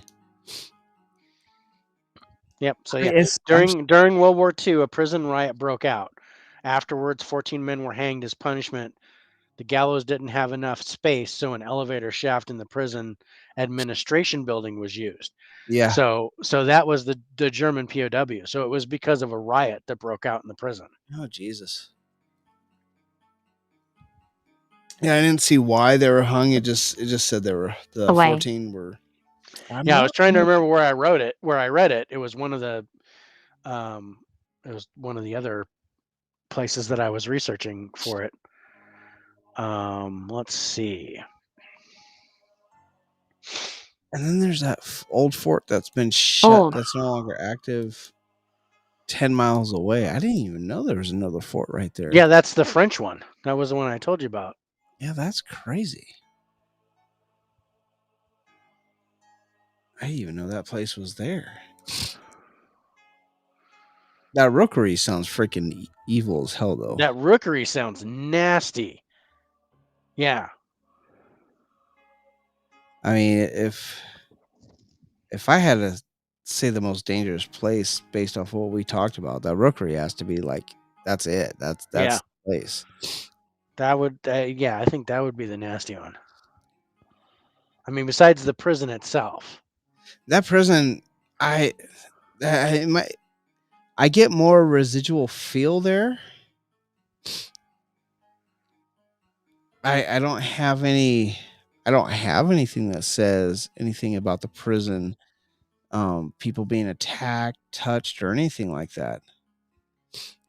And oddly enough, I would think a place like this, even though it's still active, and reports are still coming in because it's still active, I would think there'd be more of an evil presence in this place because it has all that energy to feed off of. You know what I mean? Like Yeah. it has that potential, like Penhurst, to have that negative entity there. Mm-hmm. You talk about Penhurst. Penhurst has a huge negative entity there. And again, I don't know why. I'm not scared of it. But it has a huge, when you talk about Penhurst, this place has that feel to it, but nobody talks about the negative unless you talk about the Rookery. And I didn't even see well, like I said, there's so much stuff. I was like, I'm not writing everything down. I know Dave's got it. I've got it. I don't got Dave's got it. But I wish I would have got down to the Rookery and read on that, because that just I mean, come on. Mm-hmm. Chasing people around in that place? I don't know. Yeah, that's That's nasty. That'd be the one. Oh crap. And then the thought of, is it confined there? Is that Yeah. Is it? that Is it? negative Yeah. Is it fine stuck to there the at the Rookery? Rookery, or can it roam? Can it roam throughout the rest So I of the use fort? it. How did I use it? What are you trying to use? That's a good question. That's a better question. Can't ask me how to use it if you don't tell me what you're trying to use. Yeah. Give me an idea what you're trying to do. Yeah, I can't find anything about. I mean, I found the first correctional officer that was killed at Leavenworth, which was in 1901. Yeah. Um, I know 6 prisoners were on death row there, Yeah. but not a list of how many people died. Yeah, and yeah, like, and I think it's because it's still an Because active, it's still an active military facility. yeah, U.S. Army post. So I know we talked about Custer, but he actually is seen roaming the first floor of the general's residence. Yeah. And I know we were talking about it, but I don't think I actually said that he's actually there. And that's the first place I've ever heard of Custer actually hunting. I think he'd still Yeah. be at Little Bighorn. Yeah, but I think residually he could be there. At And that's what Leavenworth. they said. They actually said 'Cause that he's possibly there because that's where, that's where besides dying at Little Bighorn, that was his he worst was moment court-martialed in there. life. Yeah. Court-martialed He was court-martialed there. The hearing Mm. was held in the general's quarters. Yep. Yep. So it wasn't like he went to court. He was tried there. Yeah. Well, it's military. You don't Yeah. necessarily go to court. You And sit in a panel of fucking 6 freaking other generals, and yeah, they and they were like, "Yeah, no, you did it. Go away." you fucked up, and now you're no longer a general. Yeah, so yeah, and he basically he was given a year's suspension without pay. Yep. That was his. Yeah, it wasn't even a true court martial because he kept his rank. Yeah, he Most was just court suspended. martials, you And then they get brought him right back on as a general and said, "Okay, It's the we're date. gonna, we're gonna have you join the 7th Cavalry. Go, have fun." oh, you died. Oh, you died. You died 8 years later. Oh, too bad.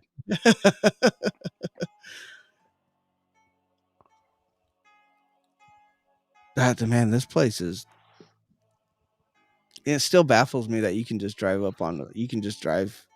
into this place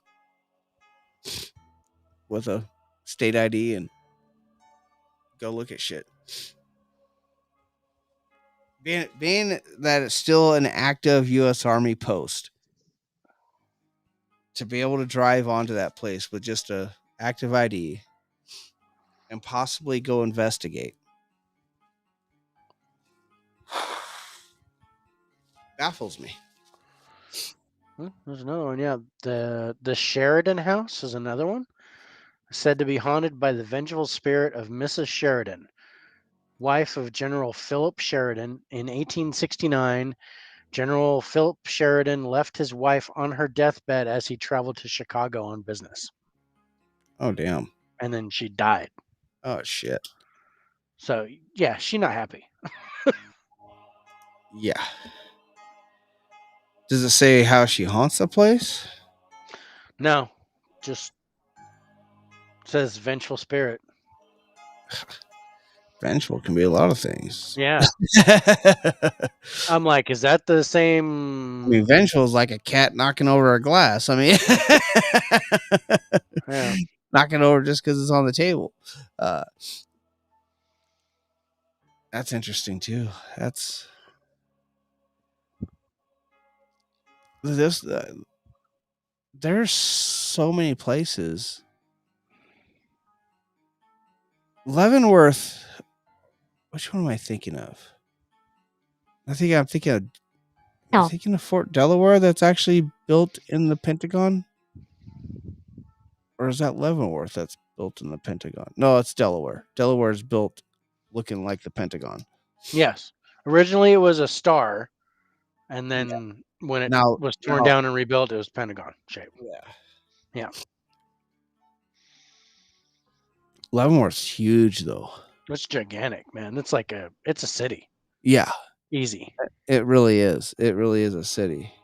And to say that you can pretty much go in any place in that place and find paranormal, it means a lot. Oh.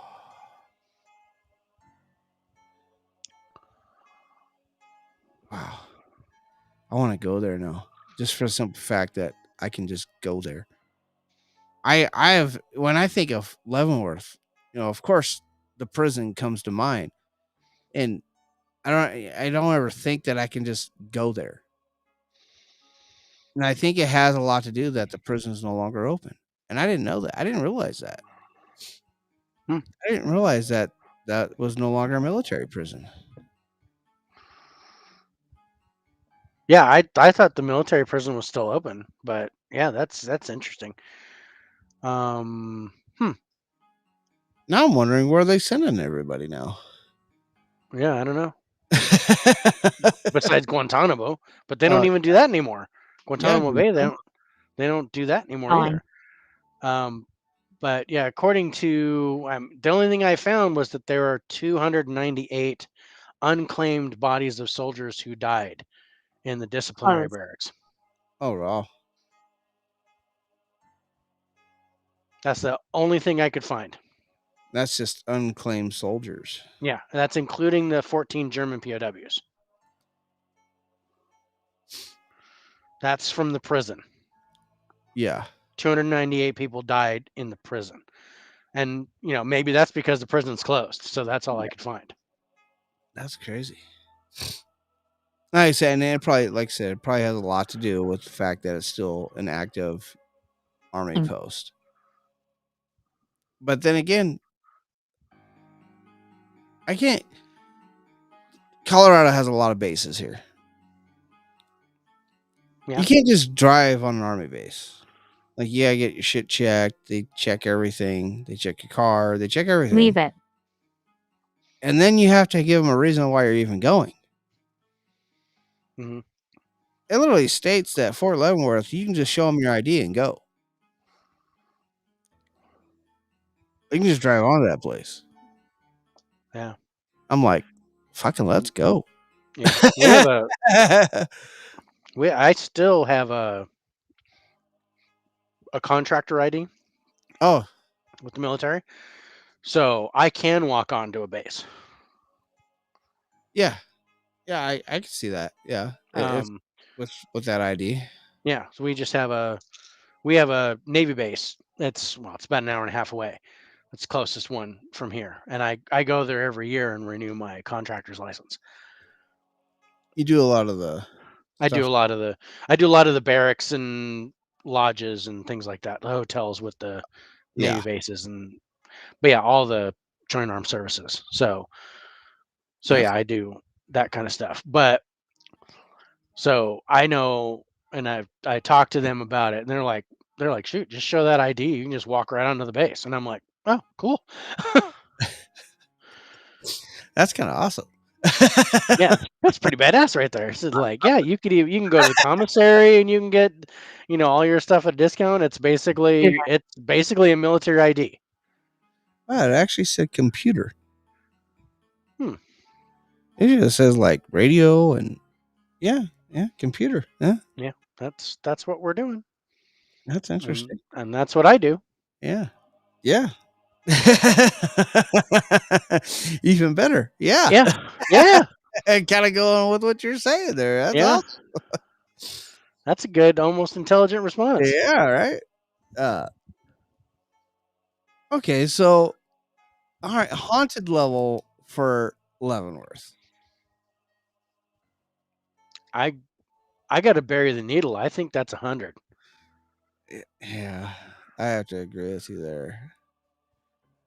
Yeah. Just, I mean, it seems like there isn't any one building that's not haunted in some way. Yeah.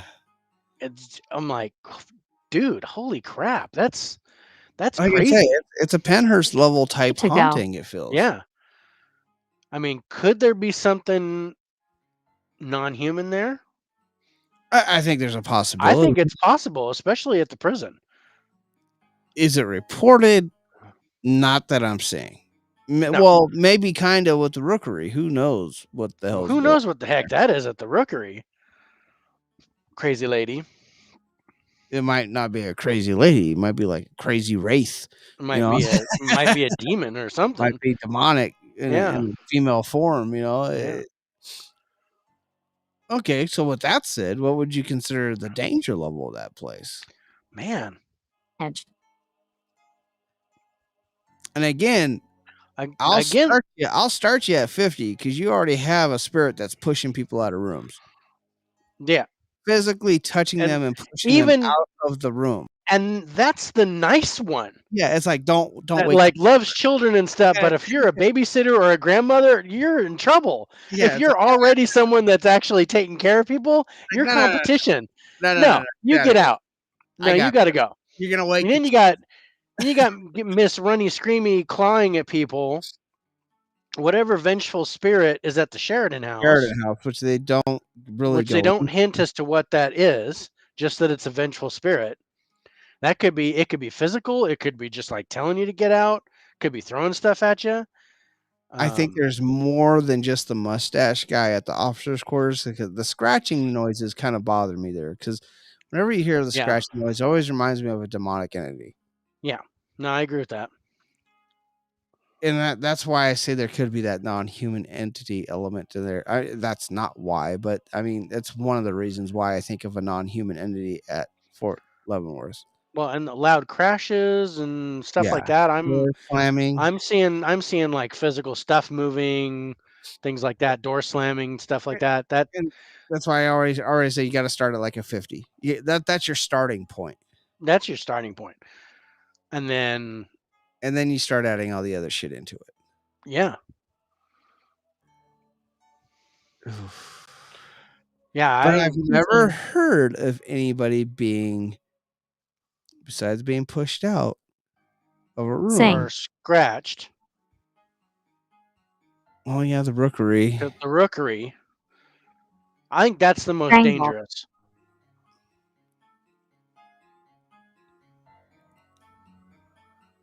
It's like the third time it said strangled tonight, and that's weird. That's a little unnerving. Far away. Oh, if you're far away, we're okay. Unless you're strangling me from far away, that's not good. I am crushing you. Sorry. Crush, because you are tiny. Hey, crush your head. Crush. You are so small. See me. I see right here. And now it said living room. That's not far away. No, my living room's right there. So, but yeah, Tower 8, the elevator. Danger. I gotta 80. I'm gonna go. Yeah, I'm thinking 85. Yeah, I was gonna go maybe even a 90, depending on that woman. The Rookery, that one, I'm not sure what that is. If that's an actual human spirit or if that's something non-human or demonic. Yeah. And then what could and then the fact that both churches burnt down. Both churches burnt to the ground. And then my phone says devil. Yeah. When I say that. Yeah. Yeah, 90 sounds good. 90 sounds good. Yeah. I'm not, I'd put it right up there with Pennhurst. And before we even looked at the fort, I wouldn't have even that might have made my bucket list of places to go look at. Yeah, right? Yeah. I mean, I don't know if we could ever do a paranormal investigation there, but dude, if we could go on the base and say, look, we just want to go. Another thing. These are all private reports. Yeah. This isn't I've not heard of a single ghost hunter group, paranormal investigative group that has gone there and investigated Leavenworth. No. And there definitely hasn't been a show where they investigate Leavenworth so far. And I don't know if that's because, again, still an active base. U.S. Army post, but I think it needs to be done. Yeah. I mean, these are all people just like, this is what's happened. This is what we deal with. It's like, but we're still living here because we're stationed here. There We is a can't go ghost nowhere. tour. Is there a ghost tour at Leavenworth? Yeah. Really? Now, where do they take you on the tour? The prison? Sacrifice. It's a walking tour. Really? Why'd you say sacrifice? I don't know. First city first. The magnificent architecture of this fine city screams paranormal. Depot Diner is claimed the most haunted location in Leavenworth. Continues next day. I don't think this is the base though. I think this is the cemetery.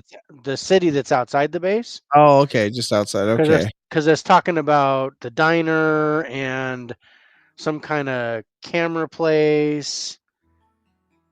I'm gonna have to look at it because Leavenworth is, again, it's right there, dude, from where I live. Just like the what house is that? Shea House? Not the Shea House.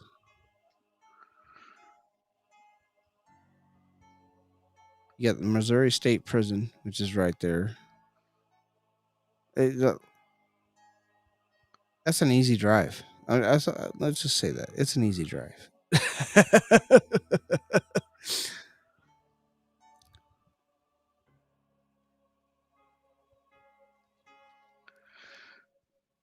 Yeah, I'm not getting any.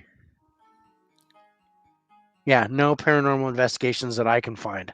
Yeah, right. It needs We're to be done done. there. It needs to be done.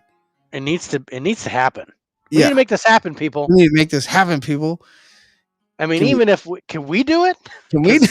I am totally down. If someone wants to pay for my plane ticket or get me, At least a hotel room. get us somewhere to where we can meet up and make this drive. Let's do this. Hell It's a little bit more of a drive for me than you, but all right. Plane I'll ticket fly to and meet you Colorado, somewhere. and we'll drive to Kansas.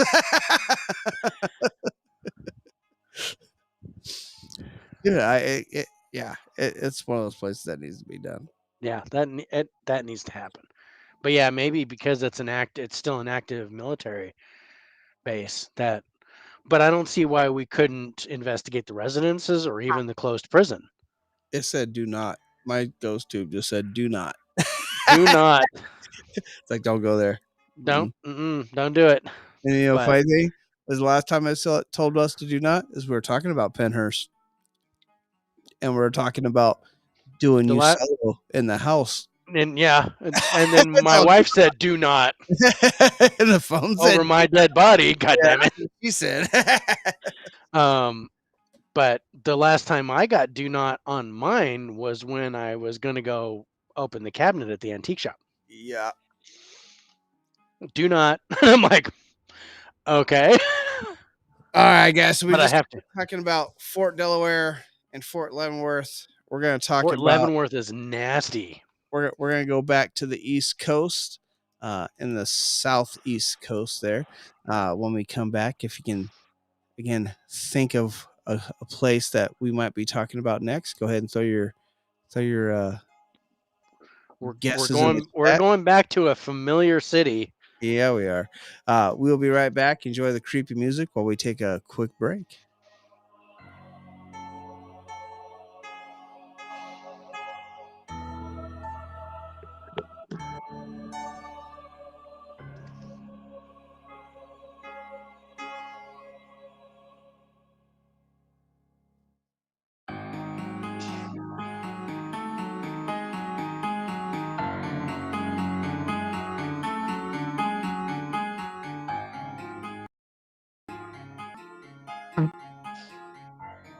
Yes.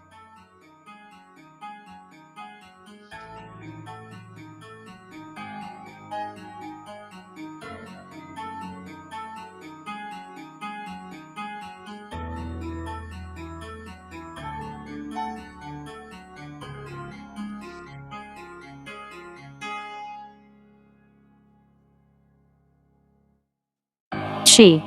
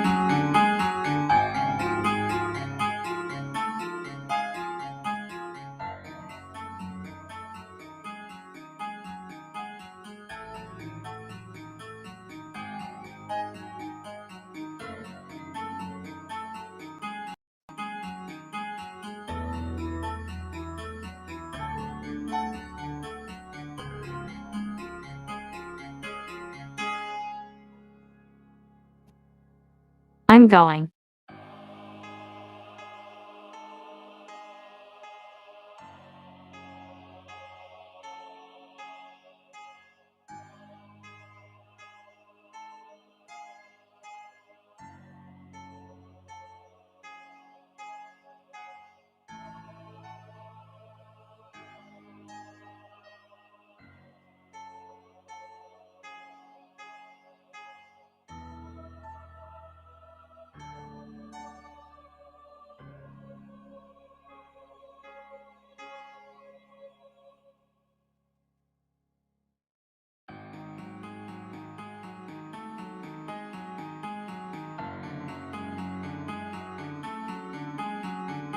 Then.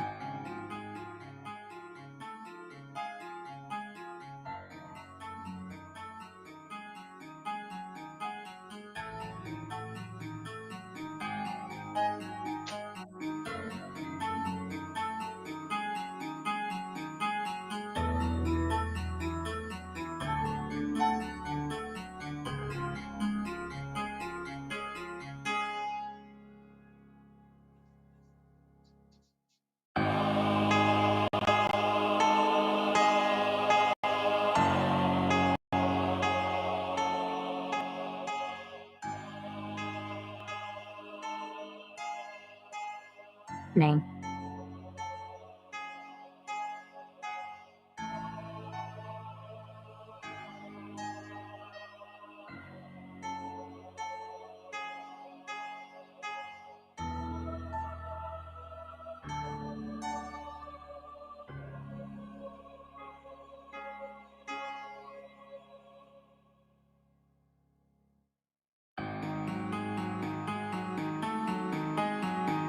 Those.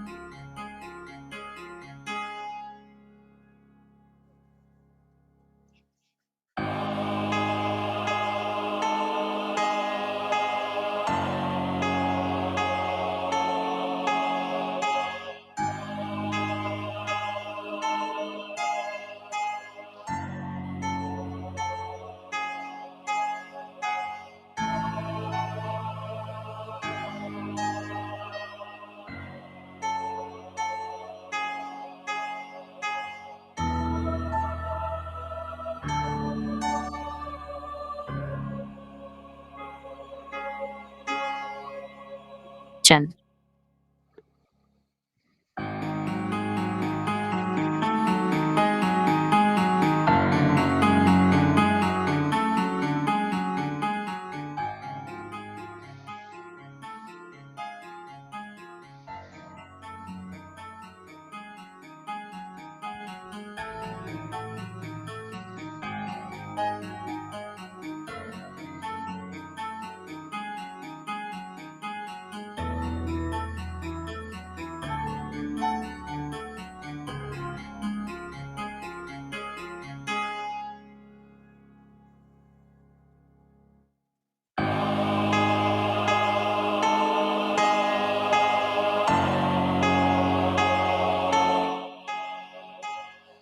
All right, and we are back.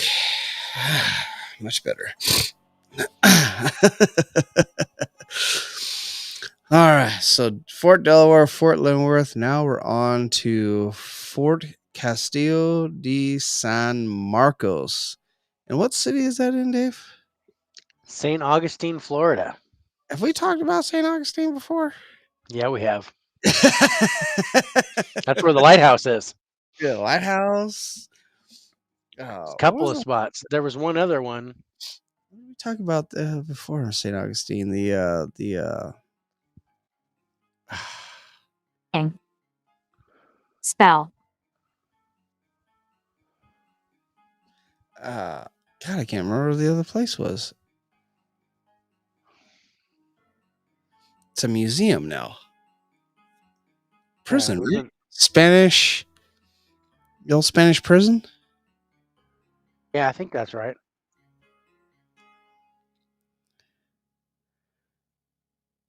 Spanish Prison History Museum or something like that. If I remember right. Mhm. I don't know. St. Augustine is freaking haunted. Spanish Military Hospital. Yeah, hospital. That's right. It's a hospital. Shit, It was that's a not hospital. episodes. Yeah.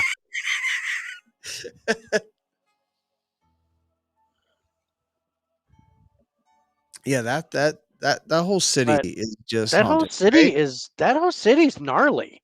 Right? And I'm interested in going there.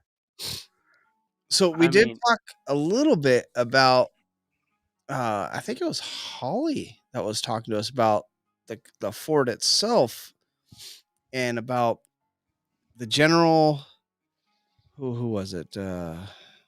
So first off, let's get this. It was built between 1672 and 1695, which means it is the oldest masonry structure of its kind. Yeah. I don't want to say it's the oldest fort because we know forts were built before then, but construction began 1672. yeah, and finished in 1695. I mean, well, we were 200 years old when this place was built, basically, almost. Right? Well, When shoot, it was 100 years before the Revolutionary War. wasn't even thought of. Yeah, because we didn't become a country till 1776. Yeah. And 1492 is when Columbus landed here. Yeah. So, Columbus made a wrong turn. yeah, so I mean, this place is 200 years after Columbus landed Right. here. This place was built. And 107 years after the city was founded. That's even more interesting. Took them 100 years to build this place, to fortify St. Augustine. Right. So this place was what is it? Let me look. Is it Martis? Yeah, Colonel Garcia Martis. What? I say his name. He says what? What? He's all what? Like, I don't like that. so his wife has said halt, and that says halt. Halt.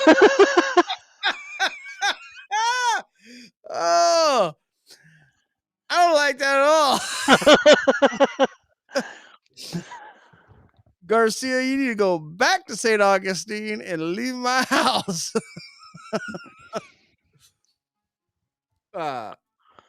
His wife, was it Deborah Martis? Deborah Smartis is said to be lingering in the fort. Now so the story, and it was kind of weird because I remember Holly telling the story, and then I read about the story. So basically, his wife was having an affair with a captain. And one day when he shook his hand, he smelt his wife's perfume on him and realized they were having an affair. Uh-oh. That night they disappeared, never to be seen again. He was questioned about it. He said his wife went back to Spain to be with her family, and said he sent Mark, the captain, to another. I can't remember where he said they sent him, but he sent him off to a different fort for something, and that was it. They found them together, the two together, locked away in a room, like years after the colonel is gone. They found those two together and locked away in the room where they literally starved to death holding each other.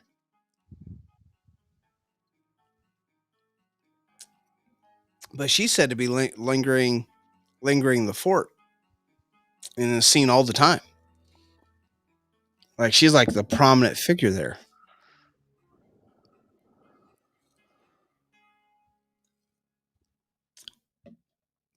But again, when I was reading about this fort, bribed. I don't think he was bribed. When I was reading about this fort, this is the place I thought I would read about pirates. Right? But no, I read about pirates all the way up in fucking Delaware. You know what I mean? I mean, come on. Down in Florida, warm waters, pirates. Pirates of the Caribbean. I mean, come on. But no, it's all the way in fucking Delaware. I find that interesting. And I don't know why I find that interesting, but I find that interesting that there's no list of pirates at Fort Castillo de San Marcos, but there's pirates listed in Fort Delaware. And that feels backwards to me. Oh, you got it pulled up right now, don't you? Yeah, I'm reading. I'm reading the story. Oh, okay. But Right. they do say when you actually do smell the perfume, you also people also report after smelling the perfume of being touched and then feeling ill afterwards. Yeah. And when I read that and I feel that ill part, I go back to like when I get super hungry. It feels like I almost want to throw up. Yeah. And that's what I'm like. I wonder if that's what people are feeling. Like these two are starving to death. they're Well, so hungry they feel like they're going to puke. yeah. All they have is stomach acid inside their system. Yeah. But, when your ghost tube said bribed, Okay. the story here says that they believe that some of the guards on duty were bribed. were paid to look the Really? other way. All right, Colonel Garcia Martis, keep putting out the info there. He said halt. I said halt. That But is it was so military right there. It was Come interesting. on. It wasn't until 1833 that the two bodies were discovered. Yeah, and by that time, Colonel Garcia Martis was gone. Oh yeah. That's And the last note here, it says, "Leave it to an American soldier to find the truth."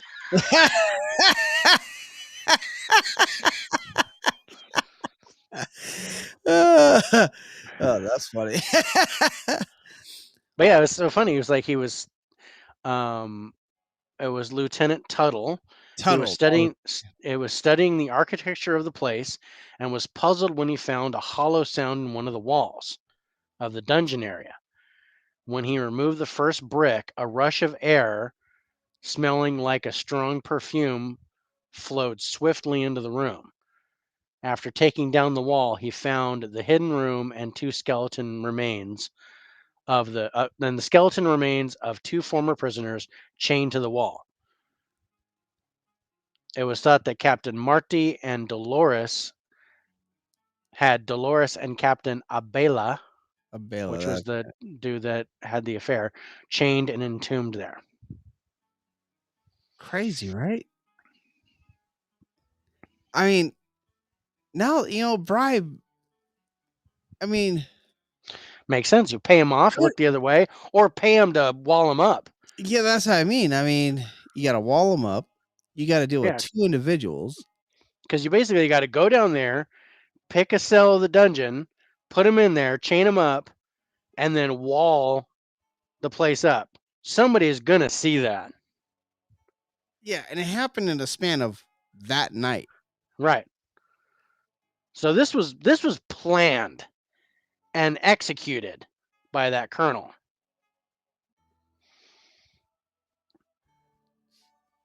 See, now we're getting into the story. He's all quiet. Right. He's yeah. like, shit, they found me out. That's like that's like one of the most prominent stories of that place too. Yeah. And then you have the headless corpse of Osceola, who was a leader of the Seminole tribe, who escaped. Well, they didn't escape, but they hunted him for years, and then they tricked him with a truce to come in. Like, all right, we're just gonna call a truce. Come in. We're gonna call truce, and then we can go about our ways, and we'll quit chasing you, and you'll quit fucking with us. And they call him in. They capture this guy. Oh yeah. Well, the doctor that was seeing him and taking care of him in his old age when he passes away cuts off his head and keeps it in a jar. After he dies, he severs his head. And from what I read, Osceola was like friends with this doctor. Like they became friends over the years of him treating him. And he turns around and cuts his head off and keeps it as a souvenir. But they literally say that you can his headless corpse actually wanders the fort. Huh. If I interpreted what I read right. Any. How many? I don't know how many. You tell me. How many did you bribe to wall up your wife and the captain? Right. If it says a number, I'm gonna be fucking. You're gonna have to go get tequila. Damn it! We'll have to open the sakya. You gotta get that socket back out. I mean, there's huge amount of account. I gotta quit saying huge. There's a lot of accounts of like unidentified ghostly figures in this place, but those are like the two main stories that I saw in there.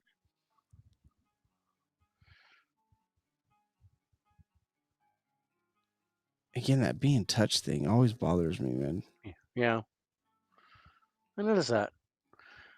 Yeah, it's an English colonial force led by James Moore besieged the fort in 1702. About 1,500 town residents and soldiers were, it says smushed, but I don't like that word. Were basically crammed into the fort. Oh, damn. And there was a 2-month siege where the English took over the fort. Oh, wow. In 1740, the Brits went at it again and once more attacked the fort, this time for almost 3 months. Their strategy was to starve the 300 soldiers and 1,300 residents hidden inside the fort. The assault was a partial success, although the British forces under Georgie Governor James Oglethorpe retreated after the campaign. Hundreds of people lost their lives during the surprise siege, and twice as many died of cholera and starvation inside the fort.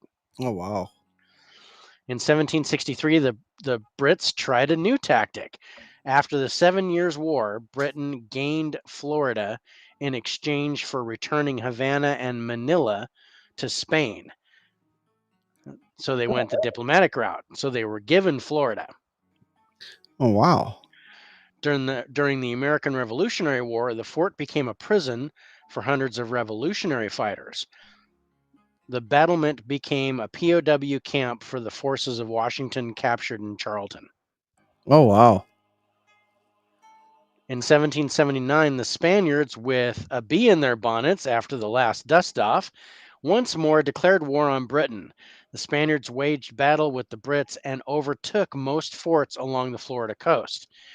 In 1783, the Treaty of Paris was signed, and Florida fell back into Spaniards' hands. Oh, wow. In 1821, in the first bloodless exchange, a minor miracle back then, Florida was bought by the United States and the fort was ceded as part of the bargain. Huh. So in 1821, the fort Florida. became part of the United States. Florida was in the United States. The states nicknamed the place the Swamp Fox, and for almost 10 years, most of the action it saw was during the roaming bands of pirates. Pirates! Pirates! I have a pirate story. Pirates! Ha! In 1837, during the Second Seminole Traitor. War, what did it say? It said traitor. Traitor. In 1837, during the Second Seminole War, Chief Osceola, which you were talking, was taken prisoner while attending a peace conference under the flag of truce. He was imprisoned in San Marcos. That same year, Yuchi Billy, chief of the Yuchi band in Florida, was also captured. Both men were decapitated by Dr. Frederick Whedon. So 2 chiefs. I didn't know it was 2, but wow. There was 2. Whedon kept their severed heads in a preserve. Kept their heads in a jar. Oh yeah, that's nice. That's a sick bastard. In 1861, Florida secedes from the United States and joined the Confederate state of the Civil War. The fort became a Confederate stronghold. The Union recovered the fort in 1862. Wow. For the rest of the history, the fort was used as a prison for Native Americans. Many of these prisoners were held in horrible conditions and died inside San Marcos. Among the captives were Chief Whitehorse, Graybeard, and Howling Chief Howling Wolf. Karen. And Karen. And Karen. From 1886 to 1887, approximately 491 Apaches were held prisoner at the fort. More than 1/3 perished in the fort. That was a long way. Brandy. Randy. Brandy. Brandy? The drink or the person? How? I don't know. In 1898, over 200 deserters from the Spanish-American War were imprisoned in the fort. Oh, damn. So let's see. So boiling it down, dozens of wars, 205 years of service under 5 different flags, untold hurricanes, Died. uncannibal pirate raids, bloodshed on a massive scale, and a prison for the disenfranchised. Oh, and a guy who got a tickle from decapitating prisoners and preserving them in their severed heads. Just for the heck of it. And let's not forget the small fact of the Protestant massacre. Jesus. Wow.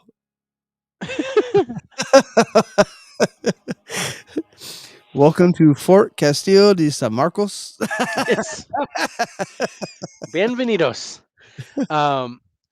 And it said, oh, and one last thing. It said, during the many years it took to build the fort, a number of workers died due to hard labor, tropical heat, and diseases. During this time of Spanish control, it is believed that a hidden room in the lower chambers was used as a torture chamber during the brutal Spanish Inquisition. Ooh. It wouldn't be until years later that the room was discovered when a heavy American cannon fell through the floor, revealing a room containing ashes and bones. Oh, shit. Wow. Right? Where the hell did that come from? Wow. I didn't even know about that. You don't hear too many stories about the Spanish Inquisition in the United States. Right. Unless you consider, like, you know, the Salem witch trials type shit. But that was Spanish Inquisition type shit. Work. Or work. Or- That, wow. Dude, I didn't know about that. That's, Kneel. I'm not kneeling. That's like the third time you said that. And I, no. I kneeled once in my life and now I'm divorced. So it's not happening again. Dude, that's interesting. That's, wow. I would have never thought the Spanish Inquisition, like literally stating that the Spanish Inquisition was being utilized in the United States. That's interesting. Cause you don't hear about that. You don't, I think that might be the first time I've ever heard United States and Spanish Inquisition in the same sentence. Yep. And I guess, I mean, it was technically part of Spain at the time. So, you know, North America for sure, but it wasn't part of the United States yet. No. But yeah, so then it just talks about the different types of reports that have been in there. Reports of paranormal activity include sightings of Spanish soldiers patrolling the grounds, phantoms of a Seminole Indian leaping to freedom from a high fortress wall. Oh, Jesus. A Spanish soldier who is spied at sunset standing at the edge of the fort. Lights shining in the watchtower on stormy nights. Really? I didn't see that one. A cold pressed hand on a visitor's nape in the dungeon. So somebody grabbing someone's neck. Unexplained noises and loud conversations, feeling ill after visiting certain spots. That would be including the one where the couple was. Yeah. The sounds of screams, photos capturing misty shapes, and strange lights and orbs.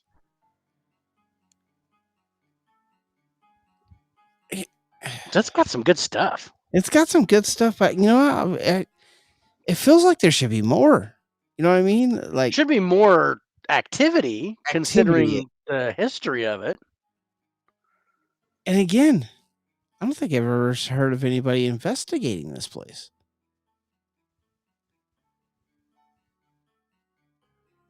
I know people have gone to the Spanish Hospital Museum.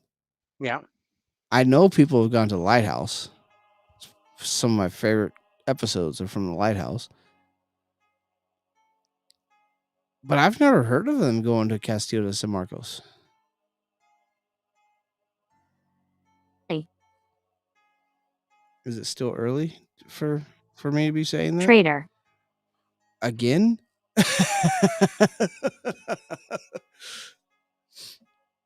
I'm trying to figure out who they're calling the traitor. Right? I mean, considering it had 5 different flags. Spanish, British. Those were they kind of tag teamed. Yeah, United Spanish, States, British, United States, Confederate. Wait, Confederate. Spanish, British, United States, Confederate. Who was the 5th one?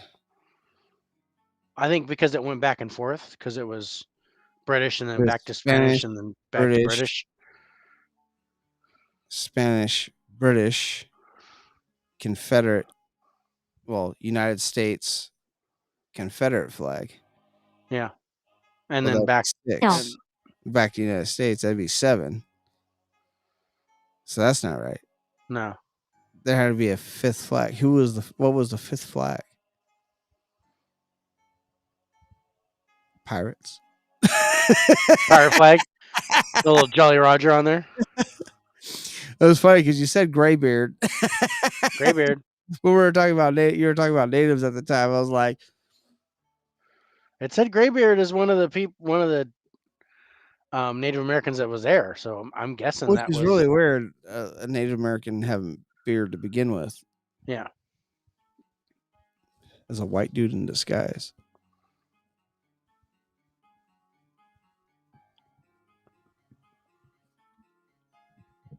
Yeah, again, I don't see any paranormal investigations of the Castillo de San Marcos. Right? And you would think Sure. with all this activity, it said under again. Under what? Oh, no, I got something. Ghost Adventures was there. Really? Yep. Did they go there when they went to?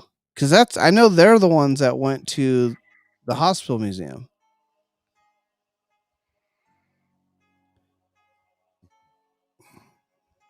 Ghost Adventures investigate Castillo de San Marcos.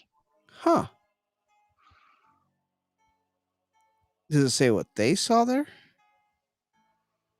Because those are some provoking mofos. Yep. Let me see if I can get it. Okay, so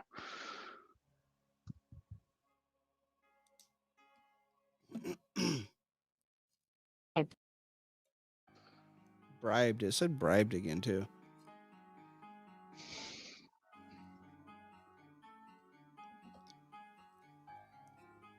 Young. And then young. I bet the soldiers you bribed were young and stupid.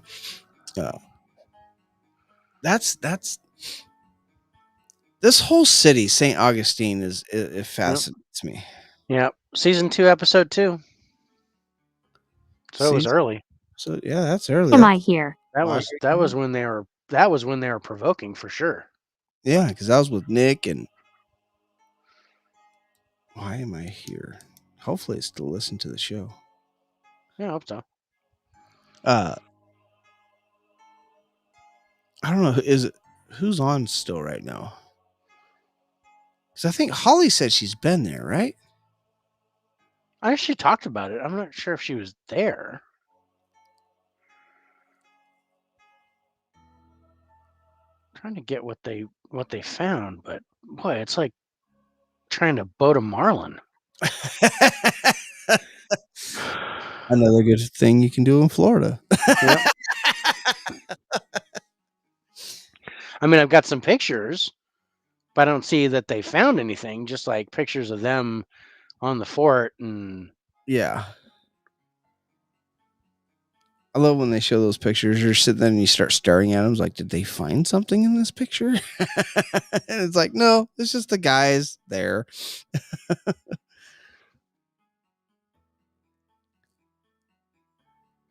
But there's a lot of activity there, but yet there's not a lot of. There's a lot of stated activity there, but there's not a lot of reports there. Does that make sense? Like, there's you'll a hear lot about- of there's a lot of stated history that would suggest. yeah, but there's not a lot of stories. So they say, there's a lot of things that are happening there, but not a lot of stories that go along with what they're saying happened there. And now I'm wondering which chief is running around with his head cut off in this place, though. Yeah, because now there's two, and they were executed roughly around the same time. Yeah. So let's see. Okay, so the best footage was what appeared to be a lantern being lit on the ramparts. Wow. There were rumors about someone called the Lantern Man. So it was neat to see them capture something that backed up the claims. The Powder Magazine, there was no mention of a woman ghost rumored to haunt the Powder Magazine. This is written by someone who watched the episode. Every time I heard a story about an officer's wife who fell in love with another soldier, had an affair with him, her husband found out. Okay, this is the other one. Yeah. Shutter. The husband found out and shut her away in the Powder Magazine, where she ultimately died. Oh, that's a whole different one. Yeah, We because got this one, the one that we read, was in the dungeon. But Yeah. I wonder if that was the same one. But this one looks like it just killed the wife. Yeah. Like I said, they got all kinds of Yeah. people just locking their wives up and letting them die in this place. Oh, so I guess they used a geophone there. Oh. That was Um, when they were first coming out with that. because they said they used a new piece of equipment I don't recall seeing on any of the other shows. I forget what they called it, but it reminded me a lot of the telephone to the dead. Might have been Might have been the Ovulus. Might have been Novulus, but it also had something, but it was smaller and also had goggles that Zach wore. I remember that because he had these goggles on that were really weird, but I don't think it had to do with an Novulus. It was something else. He had these goggles on, so all he was seeing was his peripheral vision. Oh, really? Yeah, to where it blocked his straight vision, so all he could see was the sides. Oh, Because a lot of it was like you could Yeah. see soldiers patrolling in your peripheral vision. yeah. So I remember that. Something you picked up activity. You said that's season 2, episode Season 2, episode 2. Oh, I'm about to maybe watch that tonight after the show. They got some EMF readings, but yeah, that's interesting. I might go back and check it out. Yeah, rewatch that one. But yeah, it seems like they got some good evidence, especially with the lantern being lit. That would be kind of cool.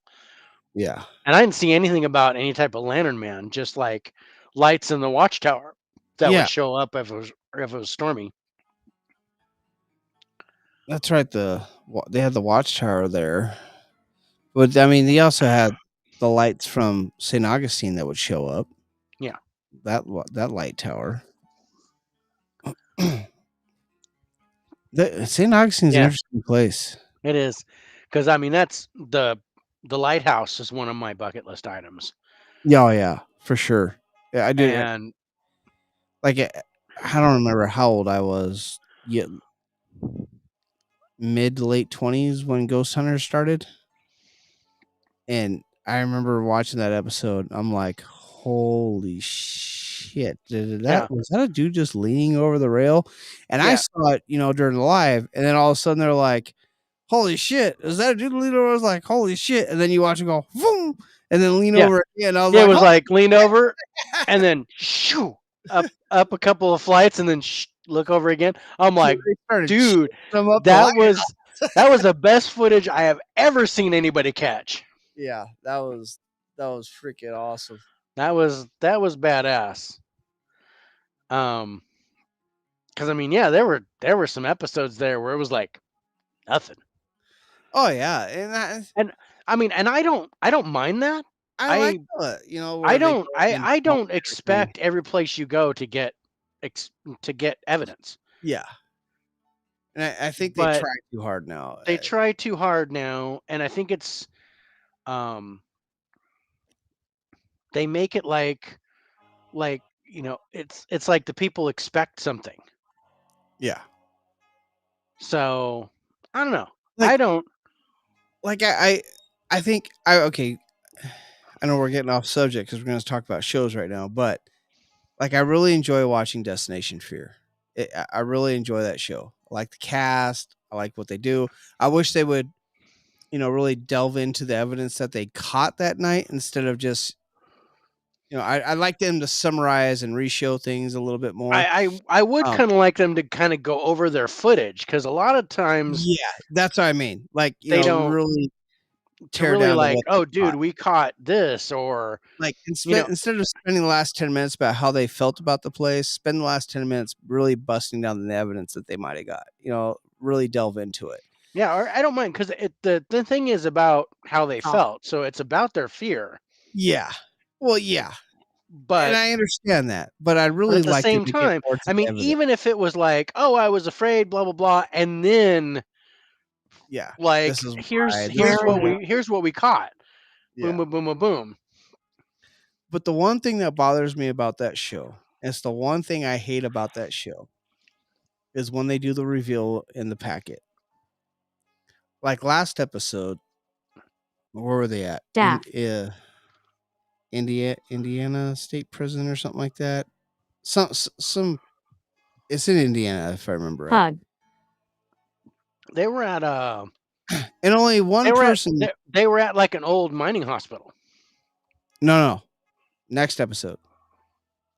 That's 2 episodes ago. They just had a new episode. Oh shit, I'm an episode behind then. You're an episode behind. I actually watched it this morning. Oh no, so I've got it on my DVR. I usually watch it after we have our podcast. Yeah, I turn around and watch it. But I think it's an Indiana State Hospital or Indiana State Prison or something like that. But I can't remember exactly. Yeah. But it's the first time anybody's ever been there. Now, because it's the main camera guy's his pick. Yeah. What the fuck's his name? Alex, thank you. It's Alex's pick. And he picks this place. No one's ever heard of this place. Yeah. Except for Alex. And it's the first time anybody's been allowed in there to investigate. But when they do the packet reveal, they always say like they know what this place is. Like they say it together. Like let's say it's Pennhurst. They're like, oh my God, Pennhurst. Yeah. You've never heard of this place. when they read the that's what they did, because the one that I watched last week was Chelsea's pick, and again it was nobody's ever been here before. No one's heard about it. And yet No one's heard about it, but yeah, and it was someplace. for 20 It was in years. Nevada because it was close to home or whatever. Yeah. Um, It's funny, and that's the only part of the show that bugs the hell out of me. Is like, quit acting like you know what this place is and that you're surprised that you're going there. Stop it. Read it like Indiana State Fair. I never heard of that place. I would like to see that. What is this place? Let me read about it. But no, they're always like, oh my God, this place? You've never heard of that place before, except for the guys that went and did all the freaking discovery for you, which I thought was interesting on this next show. And you'll see why when they do the packet reveal, when Alex talks about it.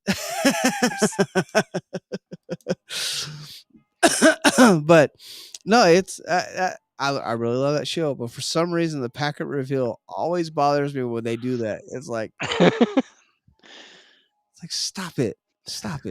Just I love your show, but come on. just read, but it's that's something where they're like, their director or somebody's like, you gotta catch him. You gotta, Yeah. really be like excited and You. surprised. And I'd be like, no, read it and question it. Like, Yeah. It's like, Nevada State Mining Hospital? yeah, yeah, The heck's exactly like that that. place? Like it's a question when you're reading it. Right. I mean, if it's But- Pennhurst, I'm going to lose my freaking mind. Yeah. If I'm reading Pennhurst, that I'm going to Pennhurst, I'm going to lose my shit. Right? But if you give me some bumfuck Egypt place, I'm going to be like, The mining place was in Philadelphia, Puxatawny. Prison. It's in Philadelphia. it was in Puxatawny. Yeah. Yeah. And Yeah. But read it that way, like Puxatawny, Philadelphia. Puxatawny, Because when they say it, I think of Groundhog Day. Puxatawny Right. Phil. Puxatawny Phil. I'm like, really? Groundhog Day? Don't drive angry. So I'm going to be like, I was like, but I'm going to be like, I'm Okay, let me curious. read this I'm about- not going to be all excited because I don't know anything about the place. yeah, but the first thing you go, 250 people died there. That's when you get excited. Yeah, that's where you're like, okay, Holy shit happened. But if you give me anything that says state prison or sanatorium or hospital or something like that, I'm going to be like, okay, I'm expecting some shit. Indiana State Sanatorium. I think that's what it is. I think that's where they're at this episode. You said sanatorium and it clicked from this morning. But no, that's the whole thing. And I love the show. If you can get rid of that part. But yeah, I love I love it too. What I love about it is they're sticking to the same theme. The theme is you're going to be alone. We want to see your fears. And they do extra shit sometimes. Like there's one time where they were all handcuffed. Yeah. Well, how'd you like that last show where they see that light in the bottom downstairs when freaking who's the bald guy? Tanner. I wanted to say Taylor, but I knew that wasn't right. Yeah. He's up on the 3rd floor and there's a light. And there's a light on the 1st floor. In the window. I was like, and there's no electricity in the building. And they're like, he's fucking cheating. And that light, I'm like, dude, I'm like, he's that's sitting with the rocking chairs. And he's like, I'm on the 3rd floor. I'm on the 3rd floor. I don't know what you guys are talking about. That was good. Yeah, I like that was good. Away. I do like that show. I really do like that show. I like it too, and it's kind of funny. I'm watching this stuff, and there's so many paranormal shows out there. Just there's a couple that shouldn't have gotten rid of, like Holzer Files. I don't think they should have got rid of. I still I record it every time it's on because I really like it. Yeah. Even if they go back and replay some of the episodes again, I still go back and watch them. Yeah. But there was one that I really liked. Actually, there was a couple. I mean, I did like it was Ghost Asylum was how it started, and that became like Haunted Towns or whatever. Yeah. The Tennessee Wraith Chasers. Yeah.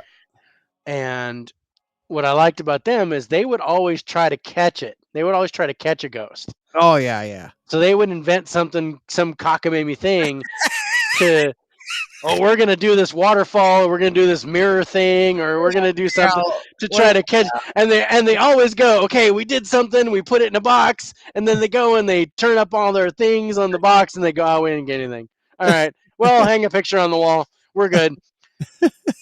Crack me up. Cracked me up every time. But there was one called Ghost Loop. Run away. Okay. And it's interesting because the main guy in Ghost Loop, his name is Sean Astin. No relation to Samwise Gamgee. Poison. But That's Austin, not Aston. Yeah. But so Sean Astin is he's a medium, and he actually did that documentary with Ralph Sarchie, that first one. Oh, okay. Okay. Like Hostage of the Devil or something like that. I think is it Hostage of the Devil? Or was it? No, I think it was the second one, the new one. I have it written down. The one in 2016 or whatever. Yeah, I know which one you're talking about. That was his. Because basically what he did was as a medium, he ran into a demon and exorcised it from a house, but the demon came after him. Oh. And then Ralph Sarchie had to come in and help him. Yeah. So, but anyway, he did this paranormal show called Ghost Loop. He had an empath with him, and a few other, technical guys, and they would go and they would focus on, stuff that was caught like a residual almost, stuff that was repeatedly happening. And they would come in and they would give it energy and then kind of reenact what happened to the person. Oh, yeah. Like remodel the house or do stuff to make it look like how it was. Yeah. And to get the spirit to pass on. And I thought that was a really cool idea. That's a kind of cool idea. A neat little premise, but it only won a couple seasons. Yeah, give them some comfort before get them comfortable to help them pass. My phone just said poison, strangled, and then bathroom.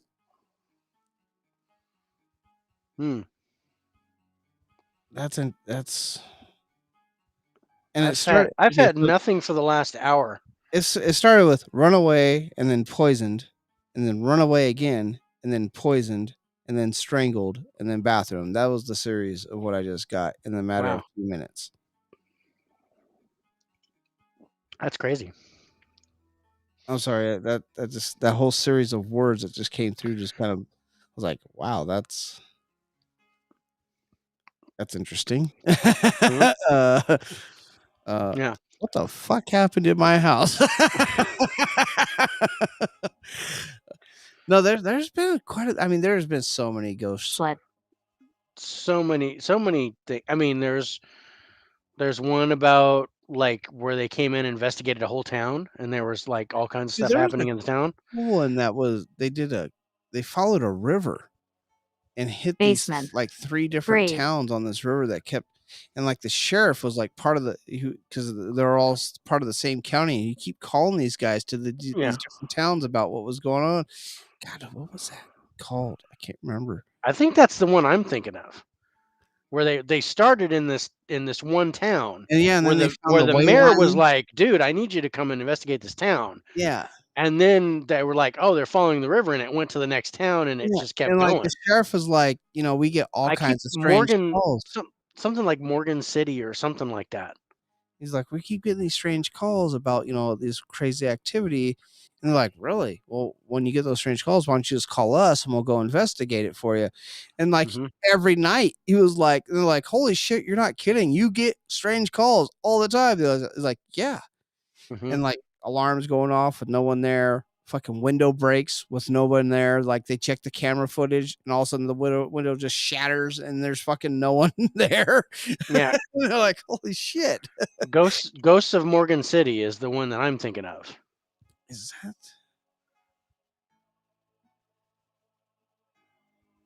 And after a spike in unusual emergency calls in Morgan City, Louisiana, the town's mayor and his chief of police recruit a team of paranormal experts to investigate the bizarre supernatural activity. It was interesting. And then there was the one in the mine. I liked the ghost mines in Oregon. Yeah. That was fun. That was a good one. That was a neat show to where they were like investigating the mine as they were mining and talking to the miners and doing stuff and getting evidence. And then it's crazy because like the mine collapses and then they're like, holy shit, because they found something out and then the mine collapses the next day, so they couldn't go finish investigating it. And it's like, that was the end of it. Yeah.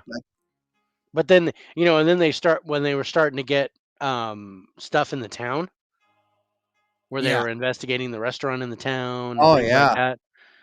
That's right there out by Bend, Oregon too. That Yeah. place is pretty awesome. Yeah, it's pretty cool. All right. So, Back to Castillo de San Marcos, because we haven't scored it yet. What do you think on the haunted scale? The haunted scale. On the haunted scale, just based off of shit, I'm gonna put this out there even just because of St. Augustine, Florida itself. I think I have to include the city when I think of the fort. So you think the city itself is feeding it? I think that whole energy feeds each other. I mean, it's Okay. yeah. I Well, think reading the history of that town, going back as far as it did, and how the Spanish and the British were constantly in battle over it. yeah. I would have to put it up in there in the high 80s. Yeah. I was going to go 80, 85. Danger level, though, I think is a little different. Yeah, it's interesting.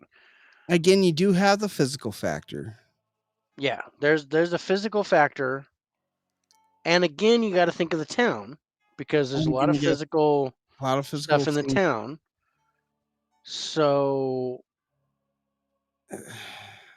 I would say around 60, 65 for the danger. I was going to go 70 tops. Yeah. I was going to go 65, 70. So 60, okay, we'll go 60 to 70 on the danger level. Yeah. And I think there's going to be a lot of residual. And I think there's a huge possibility for that danger level to be higher. Yeah.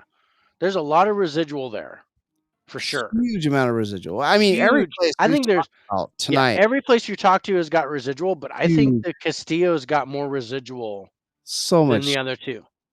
Yeah. Yeah, especially with the past, the back and forth. Well, I don't know. I didn't say this when we were talking about Leavenworth, but we lost Leavenworth. Oh, excuse me, to Native Americans, and then gained it back. That makes sense considering the period. Yeah, we actually lost it for a little while. I don't remember reading that. Yeah, we in lost my stuff, but yeah, no, I don't doubt that. But I think there's a big possibility, really big possibility, of the danger level being higher than what we're talking about. Just with not just the fort itself, but with the energy from St. Augustine itself. Yeah. Having all that energy there and the ability to that you do have that touch there where that level could be higher. That and there's pirates. We found pirates. I found pirates. We found pirates. I found pirates. Because I was like, there's got to be pirates. Come on. It's Florida. It's Florida. Come on. We got pirates in friggin' Delaware. But not in Florida? Come on. That make no sense. But that place, I want to go spend like a week in St. Augustine, Florida. Yeah. Like, oh yeah. Everyone's like, where are you going? I'm going to Florida. You guys gonna go to Disney World? No, I'm going to St. Augustine. Going to St. Augustine. The hell with Disney World. I'll drop my wife and my daughter off at Disney World. And I'll drive back up to St. And I'll go to St. Augustine and fucking It's like you guys go on to Orlando. I'll meet you there. Yeah. I'm gonna hit St. Augustine for a few days, and then I'll come and pick you up. Yeah, I'll meet you. And I'll meet you there. Maybe spend a day or two in Universal Studios, and then we'll fly back. And then we'll stop back at St. Augustine and fly out of there. Yeah. I want to show you all what I found. I get it. Yeah. No, I mean this place. Don't get me wrong. I think Leavenworth was the gem of the night. Yep. I agree. I really like the variety of the history at Castillo And yeah, the variety of with the Native American and the Spanish Inquisition, and dude, that Spanish Inquisition. totally caught me off guard. That was I was not expecting that. that was neat. That was, and how to find it? Fucking cannon falling through a fucking roof into a chamber that nobody knew about. Yeah. That's interesting. I wonder what they, besides like the ashes and stuff that they found. That I want to know what else they found in there that makes them think that was Spanish Inquisition. Right. Well, they said ashes and bones. No, but you but think they had to find artifacts in there that would make them believe it'd be Spanish Inquisition. Yeah. Especially like more religious artifacts and things like that. Yeah, I can't see that it would be just that it was a rumored hidden torture chamber, which of course, if there were any type of torture equipment, Iron Maiden, anything like that in there, that would be a hint and a half for them. But that it was a hidden room. Yeah. Yeah. But yeah, if it was just ashes and bones, I don't think they would have went, oh, Spanish Inquisition. Yeah. Right. Yeah. Just because it was was held by Spain for so long. I don't know. Yeah. You would think there would but be some artifacts. or they, could they be jumping to a conclusion there? Maybe. Maybe. That might be just a hidden room with a bunch of dead people that they Yeah. killed in the prison, that they killed in the fort. Prisoners of war that they didn't want to let out that they were there. Could have been Washington soldiers, Yeah. Considering they could have been they could have been Native Americans. Yeah. Very well Native American. Yeah. Which they could have been, Spaniards while the British were holding them. We talked about Native Americans in the last show. Yep. And the fact that they talked about shadow figures, ghostly figures at Castillo de San Marcos, and what they believed Native Americans believe shadow figures to be as elementals and such. Do you think there could be very much a big elemental presence at Castillo de San Marcos? I think it's entirely possible. Just for the fact that increase the threat level.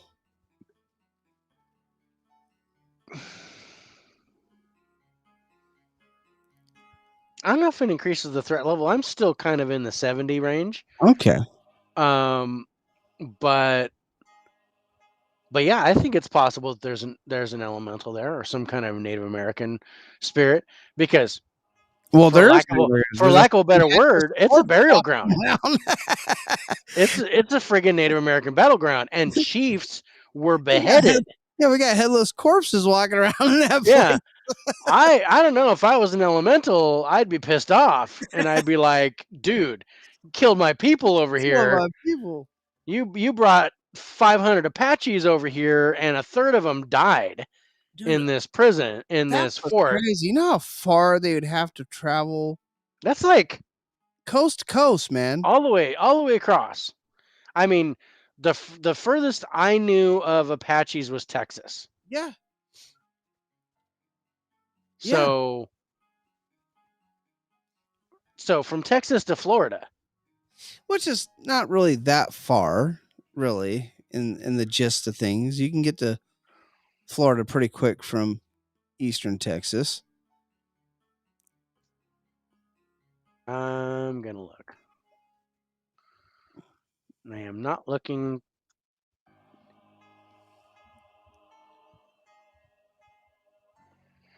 Oklahoma, New Mexico, Arizona.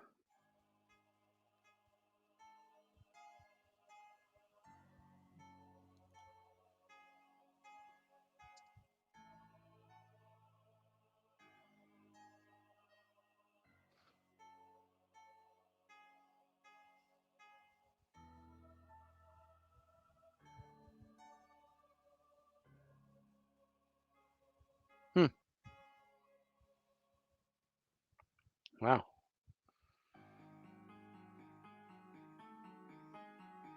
I know that's still a pretty far little jump there from going from eastern Yeah. Texas to On April 16th, 1886, a train arrived in St. Augustine.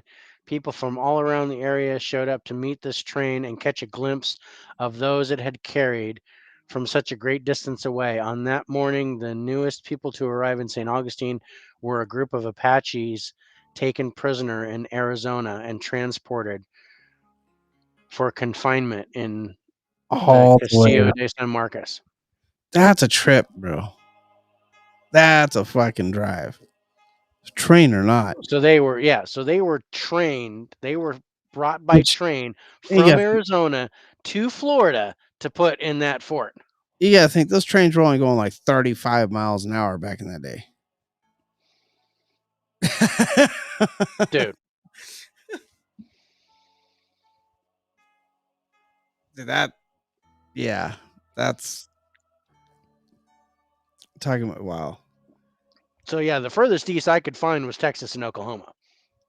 But they brought these dudes from Arizona. Arizona, which is more closer to where they're Yeah. So who thought of that? It's like, dude, we're taking them prisoner. Let's take them to Florida and put them in the Castillo de San Marcos, that's crazy. which okay, at the time it was called Fort Marion.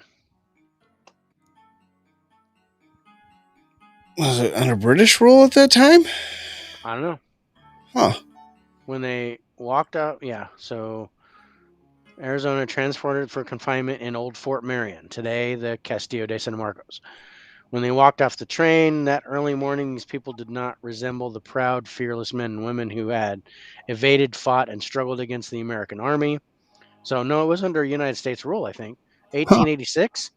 No? So no, it Yeah. was yeah, it was because Yeah. it wasn't Confederate anymore either. Oh, that was US rule. Yeah. Huh. That's crazy. That all I know is these three forts that we talked about tonight were pretty damn freaking interesting. Awesome. Great. Just the level of paranormal activity at these places, I would love to visit any of them. Yeah. Yeah. And Saint Augustine has become a bucket list town.